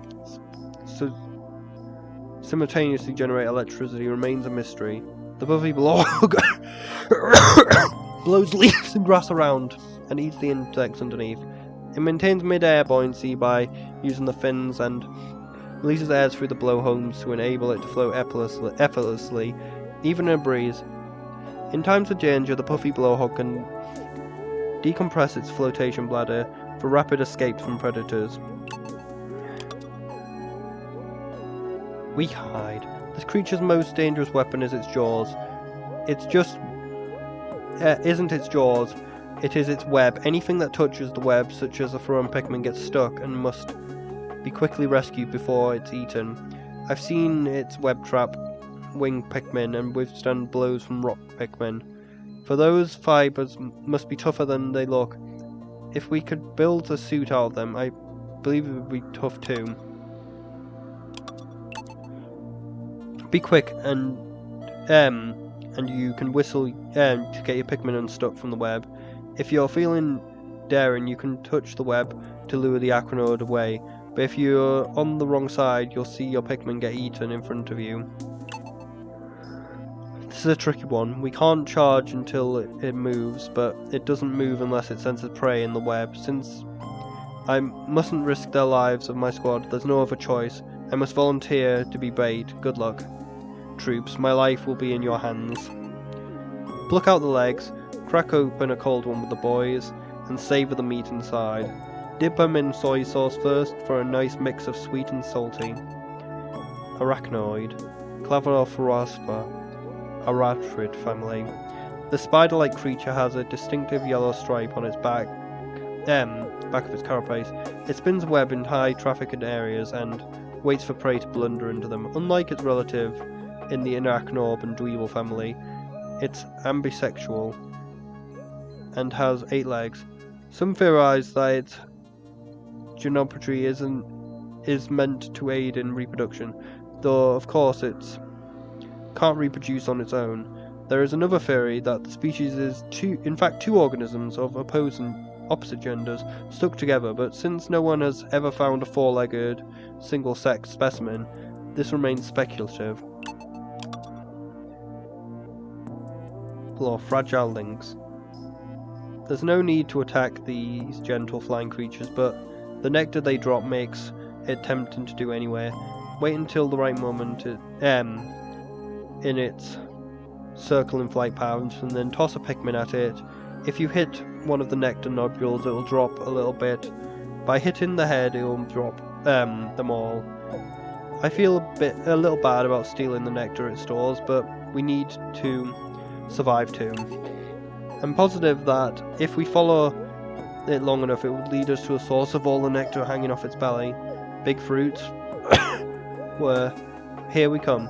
Hang on. Did we just walk through here? Does this thing fly only in circles? Look at him, flying around like he owns the sky. All the nectar hanging just out of reach. Well, I'll get that last laugh. It may be out of reach of my steely fists, but I've got some winged pikmin who like a crack at it. Tear the meat right off the belly and eat raw. The bitterness of the meat really highlights the sweetness of the nectar. Nectarous dandelions. Asterus aurorus, dandelion family. Its life cycle comes in 2 stages. First, it hatches underwater, where the amphibious larvae prey on tadpoles and other small aquatic creatures. After it grows large enough, it takes to the surface and completely changes its diet to focus on plant nectar. The more nectar it feeds on, the more segments form on its abdomen. Upon reaching 5 segments, it's matured adult, ready to for procreation. It's like straw-like procopterus curls upwards to prevent reflux from the nectar it stores. Structural flaw, weak-eyed. These buzzing swarms are rare but dangerous. Normal pikmin aren't built to handle these insects, they just get carried off. Use wing pikmin instead. If only I could whistle just the right tune or pitch. I bet I could get them to carry me around this planet. I'd only need one, but I'm sure it would take a lot more to get Alf or the Captain airborne. These swarms of tiny terrors are well organised. Then again, so are we. I'll put my leadership skills to the test against their numbers any day. Pikmin fall out. Roast over a low flame until golden brown. Add a pinch of salt, set out as an appetizer or perhaps as a simple erratic centerpiece. Scornet. Sporgious and adventurous. Hunt pecks family. These highly social insects always travel in groups. Each of them has a unique role in the colony. This type is a small, though still adult, worker female. Rather than lay eggs, they spend their lives carrying out the queen's will. In response to their queen's sonic commands, they move in unison, as if they were a single entity. To see them dance through the air is a sight to behold, but don't look too long. Their stingers are still deadly. The burrowing snagrat. The filiated snagrat. Its bulk and speed make it very fearsome model. It's very difficult to retrieve pikmin once it's snapped them up in its beak. However, if you can deal enough damage, you can get them out. If you dodge its beak as it comes down, the beak sharpness works against it as it gets stuck in the soil. That leaves the head wide open to be pelted with pikmin as fast as you can. I've never seen the bottom half of one of these. I have all sorts of ideas about what might be under there. It could be a long snake tail, or a big plump body stuck underground, or maybe below the neck. It's just like us. Or it could just be a foot.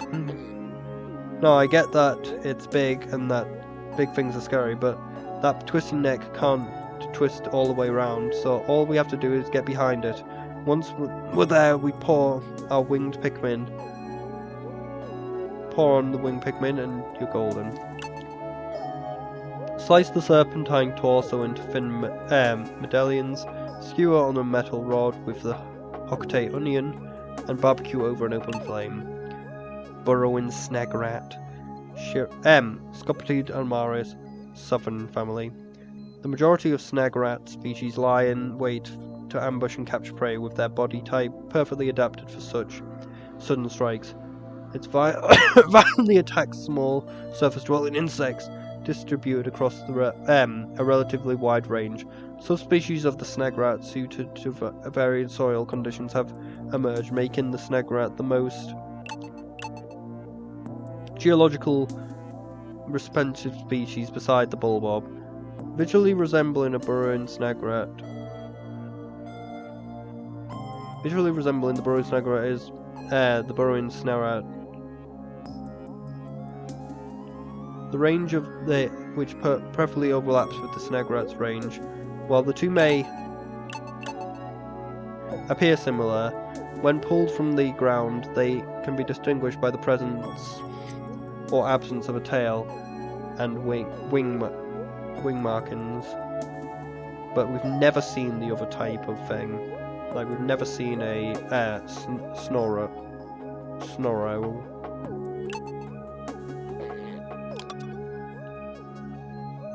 Eyeballs and back. I appreciate the warning coloration to let us know that it's more dangerous than the other model. Anything that risky is best approached with bomb rock. True. While it sleeps. It's lavishly coloured and so anxiety ridden that a few footsteps can wake it up instantly. Kind of like me. It's also terror when it awakes, which again is same as. The bulging eyes are honed from battle. With no known blind spot, we often find them asleep, but they wake as soon as we get close. For all we know, they're only pretending to sleep to lull us into a false sense of security. Still, sometimes that 1 second where they're waking up is all we need to go going hard. True. This bulbob's meaty flanks make for a succulent savoury steak that shouldn't be missed. The orange bulbob, Oculus camori orangeus, grubtug family. This bulbob species boasts a garnish coloration pattern with the deep orange body and black spots. You mean, name a yellow fruit orange. The orange bulbob, yellow bloodshot eyes make it clear the bulbob is excessively edgy and high-strung, making it much easier to wake from deep sleep than other species of the grubdog family.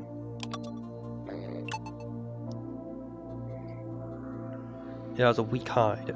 It takes real charisma to command such a large team. Honestly, the harder difficulty, this is the only thing that's really been affected by the harder difficulty. Because remember I said about this thing having only been able to deal a certain amount of damage? On the higher difficulty, which I was on, like on my other save, it goes in quarters. It stops letting you damage it after each quarter. And its final move is really fucking hard to dodge. Because he like literally encircles you and you just have to throw your Pikmin out of the circle, but if you have too many Pikmin, you can't throw them all out of the circle. So instead I just was like, okay, I throw my Pikmin out the circle and then just swarm him before they come down so that I can get them all back again. It takes real charisma to command such a large team. It's a lot like our captains that way. For instance, there's a maybe not. I like to listen to the pretty sound while I eat some fruit. It looks to be well taken care of by the surrounding little bees. I envy that. I suppose I've only got Alf and Captain. I could only do a half of what I want. The monstrum leads a whole swarm of scornets flying in perfect military formation. My leadership over the Pikmin might not be that tight, but we do okay. I put my whistle up against this girl's harp any day of the week. Slice thin, fry until golden brown, and serve when cold. Sprinkle the crumbs on top of a creamy clam chowder to give it a little kick. Scornet Mestro, Sororus Adventurous, Hunterpeck. Known for its striking life-form mouth, it does not settle at a particular nest, but migrates across the waters in a search for food. In the spring, the maestro awakens from its hibernation before the event of summer. She travels with a male partner to a colder climate of the mainland, where food is plentiful. The male is smaller. Then the maestro with a white body and blue feet. What? The male is smaller than the maestro with a white body and blue feet, back and tendrils. It also has no wings and thus can't fly. The maestro secretes a pheromone to control workers to carry out its command, which it issues via complex musical cues. When the maestro is no more, the listless directors and workers perish along with the rest of the colony. Weak-eyed. They swim in schools. Not only do they hunt prey in their own habitat, but they can jump out the water and go for prey in the air too. I haven't expected to see them in operation in such difficult environments, but now that I have, I'm definitely taking notes. I saw one swim at the captain, though they were playing around. Then one came right at me and ow, these things don't play. You better act fast to call your pikmin back if one of these things catches them. You can actually call the pikmin off them? I thought that once they grabbed a pikmin you couldn't actually get it out of their mouth without killing them. Be advised that that you're not safe just because you're out of the water. As I know from experience, they can jump out catching prey that strays too close to the surface. How can their lips be so sharp? Sliced raw and served as sushimi. The marbled fat gives the dish a deep umami flavour. Puckerin blimo. Nagramos parasmos. Espelid family. Many assume it's undeveloped due to its large eyes and lack of fins, but this is simply a normal, fully grown form. Though its dorsal and ventral fins have atrophied, the long caudal fin helps to compensate for this. It can leap high enough out of the water to catch low-flying prey. The scales comprise the round patches along the sides, are known to turn light pink during the breeding season. Soft hide. Its tentacles are designed for both locomotion and to spray obscuring jets of ink to cover its escape. Pikmin tend to panic when soaked in ink, so bail them out quick. But you'll also have to chase after it quickly when any blue Pikmin you have on hand, or it will regenerate the damage you deal.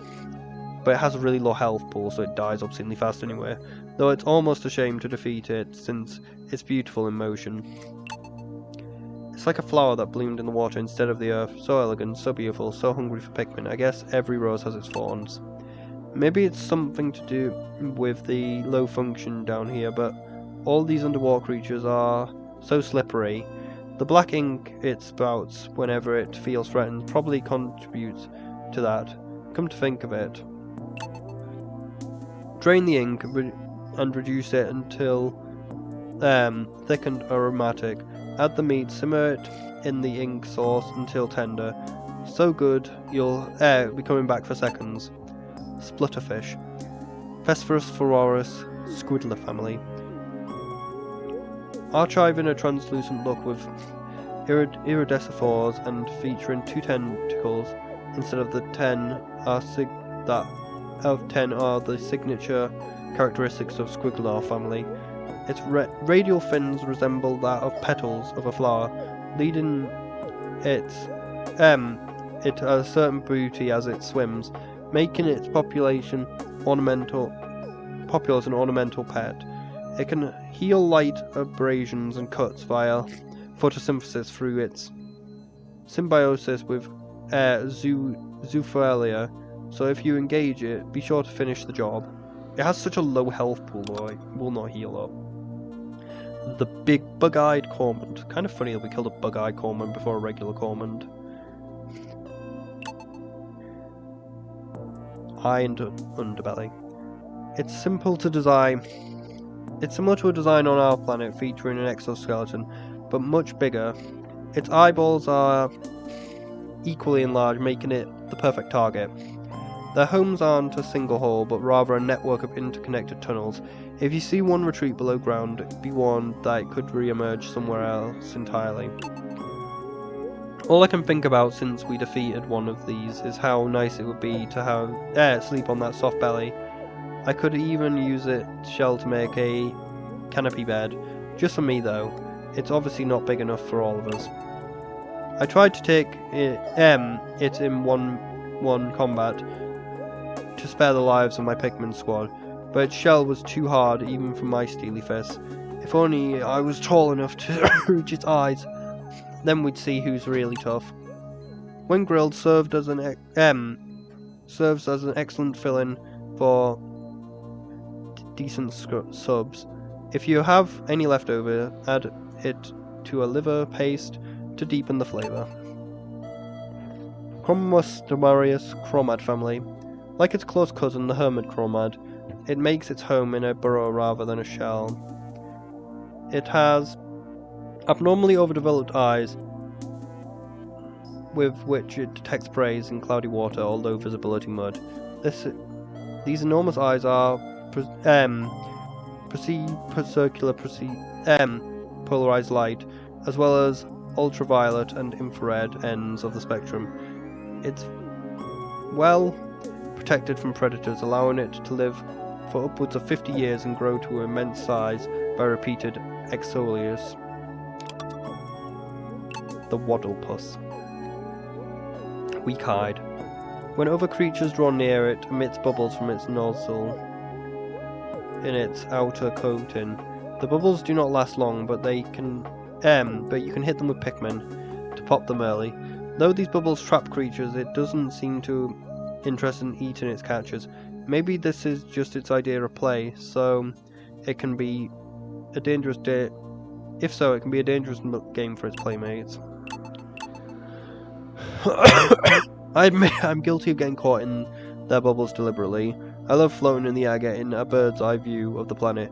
Hang on, Alf wanted to tell me the Copperpad already does this for us. He has no sense of romance. The worst this thing can do is jail you inside one of its bubbles. It's fused from its hole all over it, which is pretty bad since, unlike a regular cell, I need help from outside to escape. Perfect for making a head meals. Marinate and boil the meat in balsamic vinegar and chill for a few hours. The longer you let it sit, the richer the flavour. Waddlepus. Octopus Fulorium flubber family. Its eyes and stubby feet make it look like an octopus, hence the name, but it's closer anatomically to a starfish. It's nocturnal and sleeps by day, but stays alert from approaching predators, which it drives off by puffing itself up and releasing bubbles. Closer research suggests that the true purpose of the bubbles is to protect its eggs during spawning season. Structural flaw, tail bulb. Sending in Pikmin causes it to spew ink to confuse its attackers. Amidst the chaos, it will spread out a set of stretchy tongues to pick off prey. Solution: ignore the ink. It's non-toxic and can't hurt you. Stay calm, exploit its slow speed and get behind it, and focus your strikes at the puffy tail bulb. Other notes: its optical receptors are oddly tiny. How can it see anything? I'm positive their tails are a kind of fruit. I tried once to take it away from the Pikmin and have it analysed instead of converted into seeds. Alf talked me out of it. He said not everything that looks like a fruit tastes good, and he might have a point. It might not look like much, but on the face of it, but that's because the deadliest weapons are hidden. I've seen its tongue do its thing.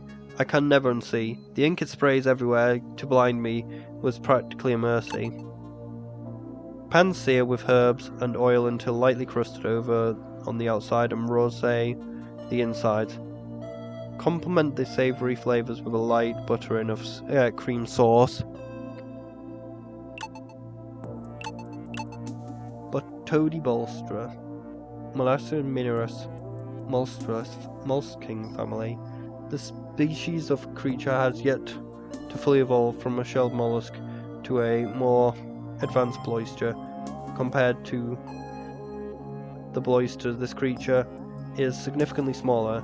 The fact that its mandibles do not protrude as significantly as the raging bloister is due in part to the fact that, like most mollusks, its vital organs are located deep within the creature's carapace. The flower-like appendage on its back is actually a gill. It prefers a watery habitat for which it can capture unsuspecting small prey with its sticky tendrils, and we still haven't actually seen a raging bloister since it's only in 2. Structural flaw, the fruit-like protrusion. I thought it was an ordinary fruit trapped in a crystal until it started stomping around the bog. Its stony hull is invulnerable to damage. Everywhere else except its toes. If you can hit them enough, it falls over and leaves its fruit-like bulb open to attack, but even then, it has a fallback mechanism in the form of a huge tongue which it starts shaking. When it starts shaking, it's best to back away unless you have winged pikmin to send after it. Its giant head perplexes me. I know now that it's not a sunseed berry, but what is it? A plant? An animal?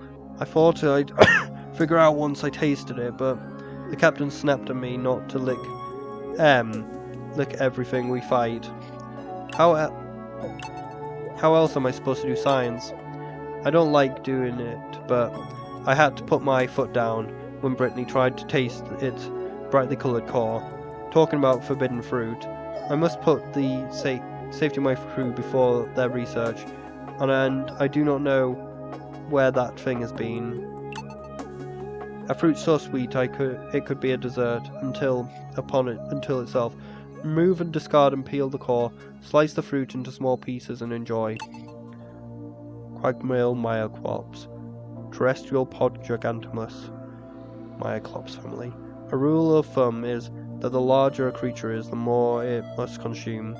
To support its body weight, the Quagmale Myoclops is no exception. It uses its root-like legs to drain its environment of nutrients, to the point that puncturing it could improve the entire surrounding area's ecosystem. It also catches small insects using a hidden tongue in its wide mouth found all around its circumference, which its prey manages.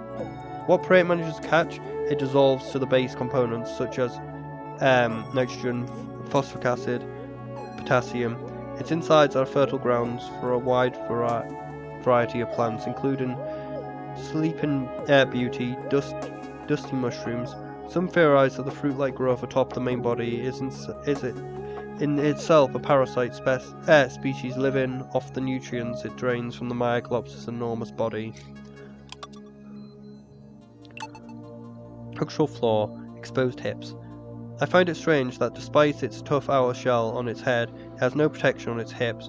I'd never put such an obvious flaw in one of my designs, although I have heard that an intentional flaw leads to a certain charm to one's creations. Maybe I'll build one in my next spaceship. As soon as I get close, it sticks out its head to see what the thing approaching its lair is. It must be shy because it usually pops right back inside. It must be shameless because... And it must be shameless since it always shows its backside while retreating. Gross. When it senses prey, it pops its armoured head out of its nest and lunges at the target. Like lots of tough guys, it's too confident to protect its back, moving quick to strike its exposed hindquarters, and the fight will be over in one snap of a huge pincer. Remove the shell, bake on a high heat until crisp, dip in a pot of melted milk chocolate, lip-smackingly sweet. Hermit Chromad. Cramarus rustus. Chromad family. Looking at the eyes and sickle-shaped legs characterized of these cichlids, one would think that this is a cichlid relative. In fact, it's a relative of the hermit crab. This species, however, has migrated from seaside life in a shell and instead inhabits burrows in the ground. While its legs appear sickle-like, they are pincers it uses to snap at prey. It prefers to feed on small creatures that pass by its lair, dragging them inside to eat them. Weak hide. There must be a reason for the coloration variation between the various models of this creature, but I haven't yet figured out what it is. This one is probably my favourite though. You can't go wrong with red. True. One of these red beauties flew right close to me once when I was standing still. I took that to mean that I smell as sweet as a flower. It's funny how the ultra spicy nectar it carries doesn't seem to make it any more excitable than the rest of its kind. Maybe it's just better at keeping it together. Though red is the universal recognized symbol of danger, these creatures couldn't harm a fly. A shame too, because there are plenty of monster flies on the planet which could use the same hurting. Spread larvae on a slice of toast for a toothsome protein-packed breakfast, or fry up the wings at any time of the day for a crunchy snack. Red speculative, motive porous, flutterbee. Its red wings have several spots, unlike the lone spot on each wing of the yellow variant. Its scales contain trace amounts of ultra-spicy flakes, which it mixes in with its saliva as it sucks up nectar from flowers. This combined flakes, saliva and nectars are refined into ultra-spicy nectar inside the creature, which it uses as a growth supplement for its eggs. Despite this, its reproductive capabilities are quite low. It is for this reason that the red variety fetches astronomical places among collectors. Structural flaw back. It reminds me a bit of a prize dispensing machine. Only instead of putting in coins, you throw pikmin, and instead of toys, you get pellets and nectar. The pop quiz of the indigenous creature. You might think you're ready for it, but when the time comes, you're probably not. There are no plenty of failed except missing out on a neat reward, which is basically torture. True. Finding one of these creatures means your lucky day. If you can manage to hit it with pikmin, it will drop pellets and nectar. All you have to do is wait for it to stop, then press your attack. An essential flavor accentuating ingredient. In Gibdo and Jambalaya, as delicious in soups, both broths and marinades. Iridescent flint beetle. Phyllis Ameristatiscus, flint beetle family. Flint beetles are nocturnal, choosing to hide in the grass by day and stay active at night. These creatures keep undigested food pellets in their stomach to sustain them through the winter, but given the right stimulus, they will spit them out. Recent research has revealed that these pellets are enveloped in a membrane that seals and preserves them in a sterile, airtight environment. If you kept at room temperature, it seems that the pellet membrane will keep its contents fresh for up to 6 months. The membrane may be made of the same substance that gives the exoskeleton of the flint beetle its beautiful sheen. This specimen is a subspecies of a previously documented species, recognized by its vibrant pattern on its back. Its eyes have been lost over time, so it relies on its smell to find prey that it can swallow with its huge mouth. It's slow enough to make getting around for its rear assault a simple job, assuming you can tell its rear from its front. And annoyingly, if you don't hit its rear, it's immune to damage. Like, quite often when it does its shake attack, it literally becomes immune to damage and eats some pikmin because it literally doesn't take damage. It's so annoying. Low speed. I love Dumples, but The serving size here is too big even for me. Plus its skin looks like too tough and rubbery for me to dig into. Pass. That stunt where its watery stripes blend into the environment makes it almost invisible. Wouldn't work on me. You don't get to be an old hand at missions without seeing through cheap tricks like that. Hey, where'd you go? Deep fried dumplings with batter for all flavour with half the fat. Water dumple. Itchinus philos, grubdog family. A residual resides in freshwater ponds and marshes. This aquatic creature regularly feeds on insects that land on the surface of the water. It shares a nearly identical skeletal structure with its close relatives and terrestrial cousins, the bulbobs. They offer clue to an evolutionary origin, suggesting that only recently immigrated to an aquatic habitat. Weak-eyed.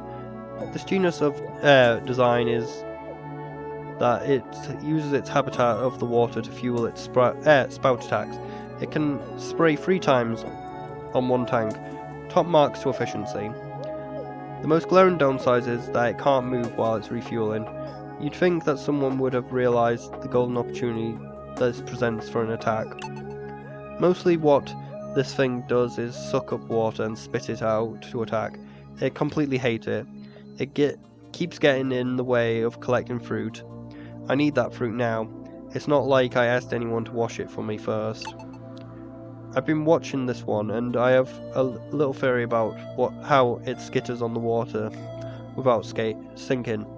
Right, this is it. It's so busy getting from place to place that it doesn't have time to sink. The expedites can't be used for food, but you can drink the liquid inside it for a simulating aperitif. Skitter and skate. Gyrus camarus, skitter platter. It skates in the water at high speeds, thanks to its tiny hairs on the tips of its feet. These hairs are coated in ultra-hydrophobic substance to minimize friction against the water surface.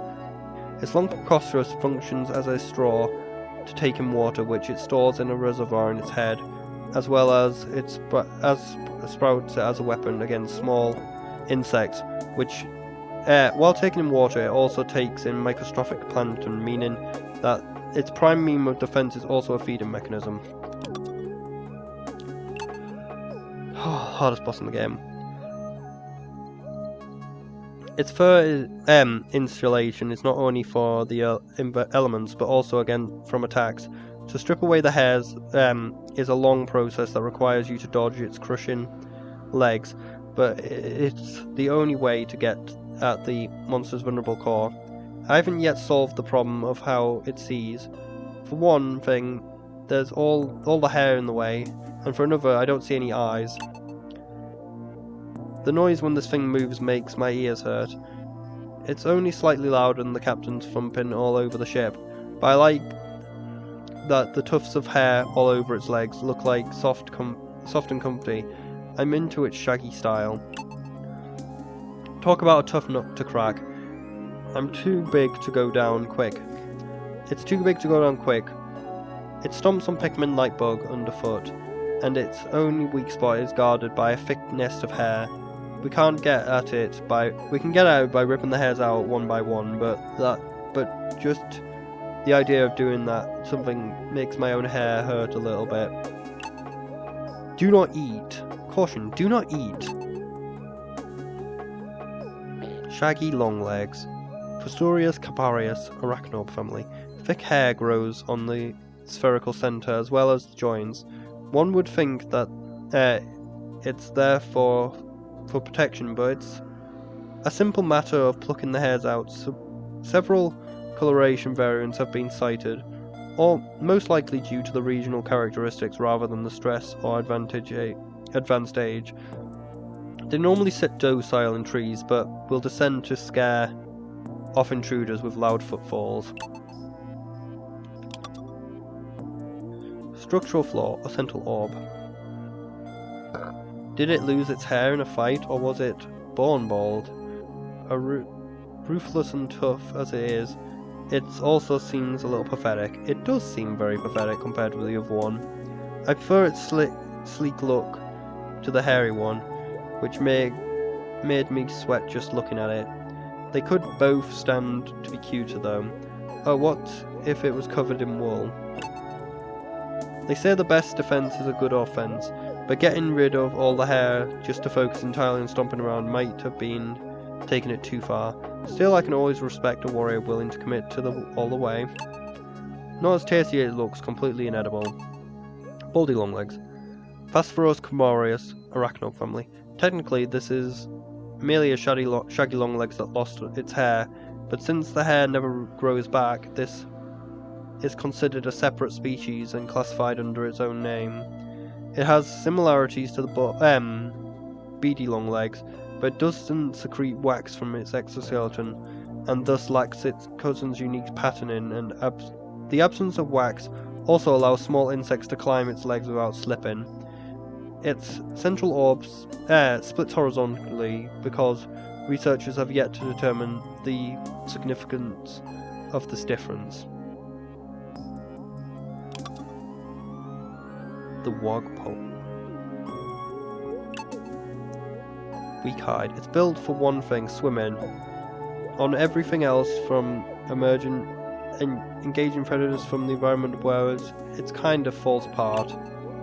You know the saying, it's more afraid of you than you are of it?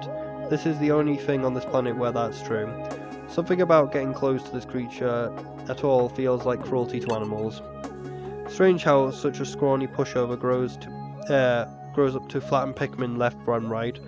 Then again, maybe it remembers being helpless and holds a grudge. Wogpoles can be eaten raw, but they much flavorful when steamed or grilled. As heavily in rosé, feel free to experiment with this lush ingredient. Wogpole, amphibious phoaris, and mature. The wollywog spawn in early spring, laying eggs in low-hanging tree branches and shrubs growing in or near lakes and ponds. Such as unorthodox and amphibious behaviour is a defence mechanism, protecting the eggs from predation by blue pikmin and water dimples.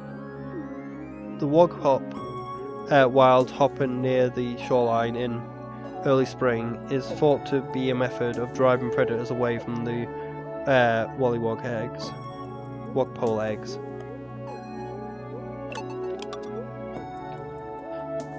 Dwarf bull bear back. The behaviour around a spotty bull bear reminds me of the satellites orbiting a large body. Like satellites, they exist in a darkness and are hard to see, but can be destroyed with a well-placed strike. If it was the large with the large body though, stay away. You wouldn't want to get pulled into its gravity. This metaphor is getting away from me. It takes after the big guys in a lot of ways. They're not as brave though. Walking up to one and just watching it run to get help, I'd laugh at it, but I'm usually running away by then myself. I admit these critters have a certain charm. I'd like to stuff one and keep it as a trophy in my office, but I'd have to pry it from the pikmin's eager hands first. Remove innards, stuff with sage, and finely aged passetto. Boil until golden brown. The ultimate crowd pleaser. Dwarf bulba, Octrus terribus, grubdog family. The grubdog larva is in its third stage of development. This creature's body structure is nearing maturity. However, unlike mature bull bears, it has yet to claim its own patrol route, and thus it depends upon its parent for guiding direction. Swarming sheargrub. Back weakness. They use their numbers to hunt for fruit and nectar and try to get you separated from your pikmin. We have to remember that we need numbers on our side too, if we want to fight back. You can't forgive a lot of things in the animals on this planet. Damaging my suit, sure. Capturing the captain, okay.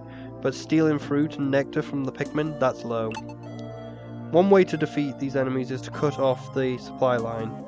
That's the mode of attack these flying things use.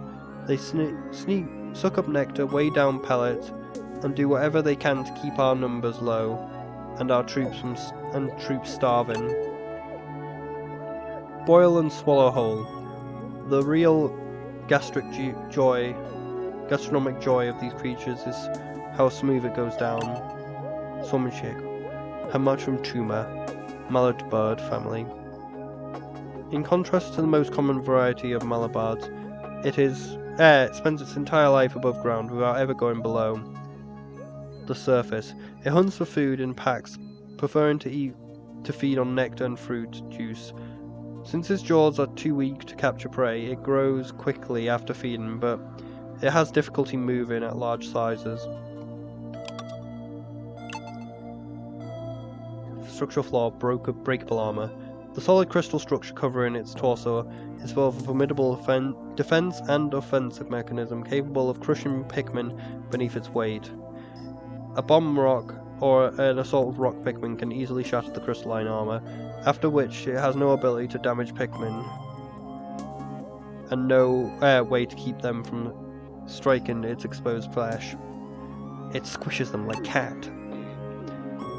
I thought the stalks around the eyes were some kind of symbiotic plant, but nope, it's just ordinary whiskers. What a letdown. I hate whiskers. I'll better never grow a mustache like the captain, or I'll be surrounded by them. I bet that it feels pretty safe in there behind that thick crystal shell, but break the crystal and then watch as it goes berserk out of sheer desperation. It knows that when the time comes, you've got to go out fighting. This beast's bouncy texture is addictive, but it can be a choking hazard if overcooked. Sauté and drizzle with brown butter to draw out the nutty undertones. Calcified crushblat. Desalolongerus.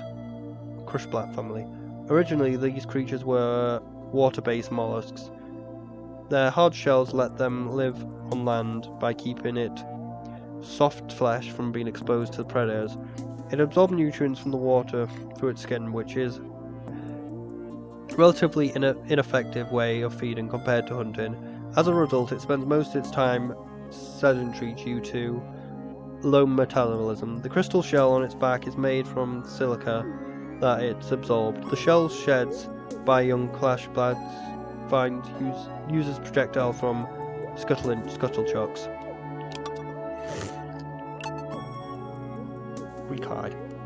Had the right idea coating itself enormous chlorine crystal, but we have rock pikmin for that. Once you break the claw, it's not so bad. It's still pretty bad. You have to be careful not to drown though, since you usually meet one near water. It's got extendable legs to thwart pikmin charges, so I find that throwing pikmin is more effective. Ow, fuck. That also works for freeing anyone trapped in bubbles. There's something so familiar about this thing. Oh, it was the Hokkaitan onion I studied in my research days. Now that was a dangerous plant. One little incision and you couldn't stop crying for hours. Everyone knows that rock is supposed to defeat scissor. So how come my steely fists don't do anything against this thing's claw? Surely it's I barfed up a few bubbles when I hit it, but all that accomplished was trapping me inside. Great for a hot pot. Remove the shell and cook the legs in hot broth. When it turns nice and red, pull them out and slather them in liver paste before eating. Pectosaurus crab. Brascus aeratus. Onion shell family. Onion. Its unnaturally large claw is used for catching prey, for self-defense, and most surprisingly for mating calls. Most aspects of the crab's life revolve around it, which may explain why the crab becomes fearful and docile when the claw is damaged. It would also account for the claw's remarkable regenerative capabilities, which can restore completely in a single night. It's also known to blow bubbles when under attack, but this is a result of venting from the wrong discharge valve when under extreme stress. It has the soft hide. It seems odd for a flying creature to make its home underground, but that's what these insects do. When they sense motion, they surface and take to the air immediately, then attack from above. It doesn't look like it can fly, possibly because it spends all its time in the earth. Maybe all it needs is to cut back on its diet and exercise more. Wait, what am I saying? I can't ask it to do something I wouldn't. Oh, a flying bug. I'll send some flying pikmin after it. Rookie mistake. I can see why you'd think that, but the best pikmin for the job is a rock pikmin. These bugs are so lightly armoured that one hit can take them out. It could even use my steely fist, but that would just be overkill. Grate these beasts in a zest and whisk with sugar, cream, and chopped dark chocolate for a luscious, indulgent mousse that is true culinary digress. Sheer grub. Hematophorus. Minibel family. Unusually for the genus, flying malibirds have retained their wings. However, only the adult males of this species can fly. Females of the species spend most of their life underground. They do not emerge for a period. They do emerge for a period after maturity to spawn, but they never metamorphosis. Watery blowhog. Floor, inhaling period. Hold large amount of water inside itself. Isn't a eyebrow raising as spewing fire, but I consider this to be a better design overall. Water is more easily and safely stored than a flammable gas, and it has use other than attacking. Despite this difference, it's vulnerable to the same trick, having the right type of pikmin. Alf tried to convince me that this animal has all kinds of uses. It could be a shower, he said, or a spaceship washer, or an emergency fire control system. I told him we had all of those things already, and it was like someone rained on his parade.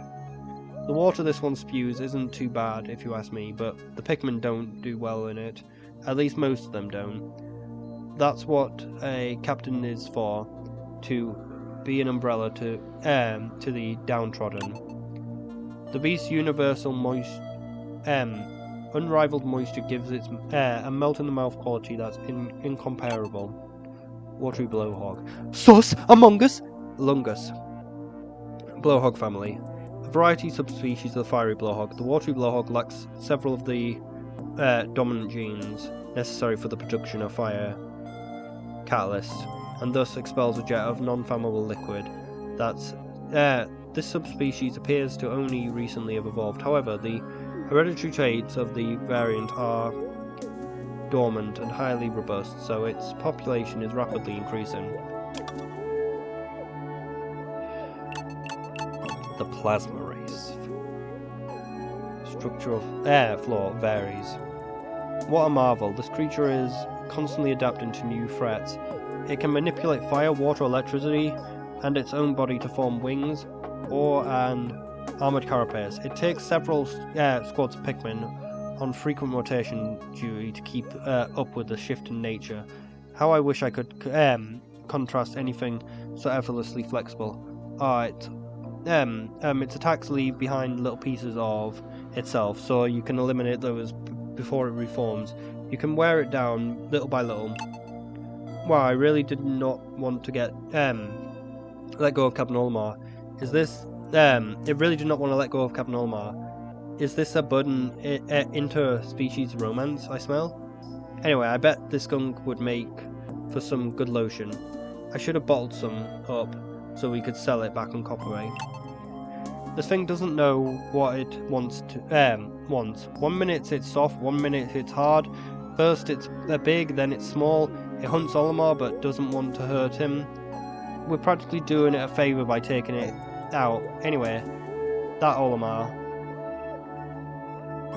guy must ooze charisma to get such a alien creature to follow it anywhere. He's a ship captain and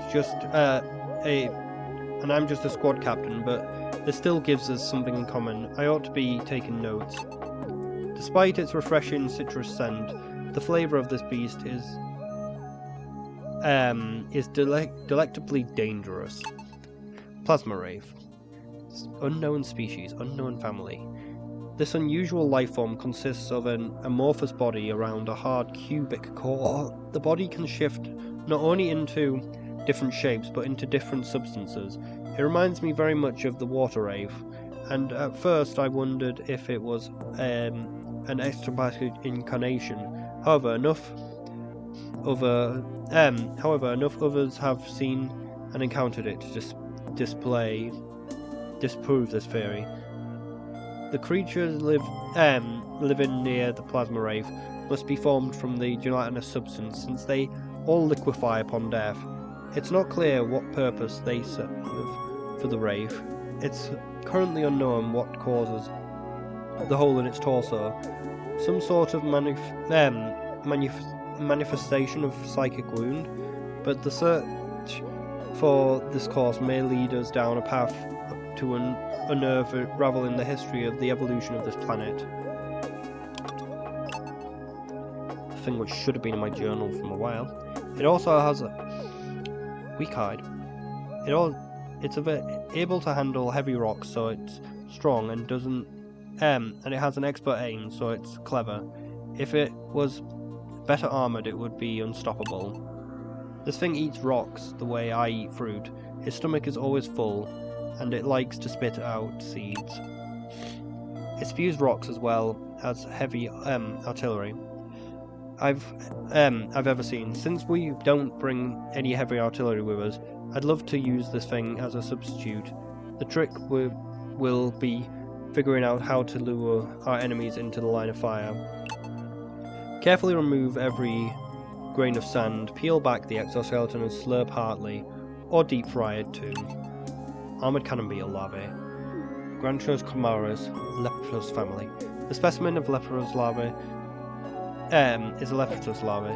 The expedition was unable to confirm the existence of any mature Leptos, leading to the conclusion that the species was extinct on the planet. But the discovery of this creature in larval form erased such concerns.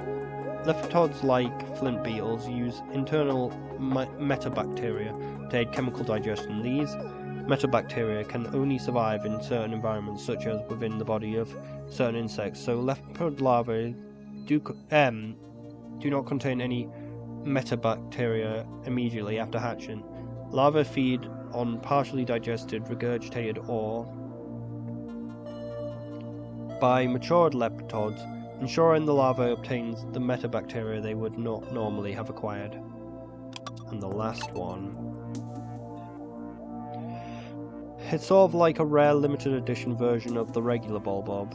It's much too afraid to get close to them in the dark caves where they live.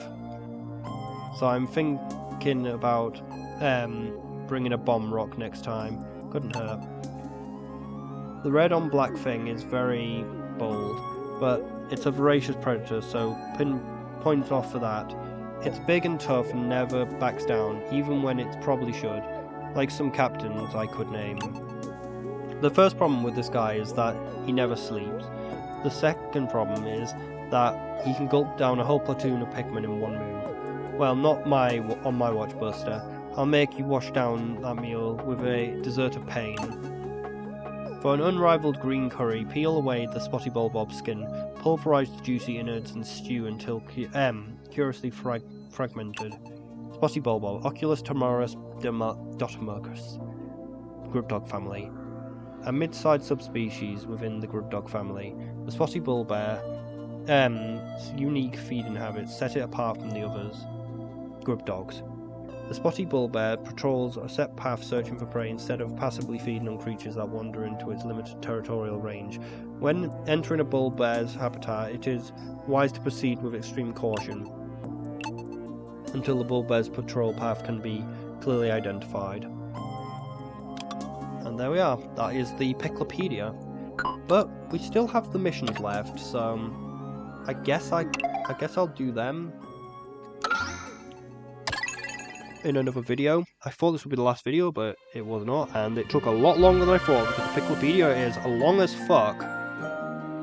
probably should have split it into its own video.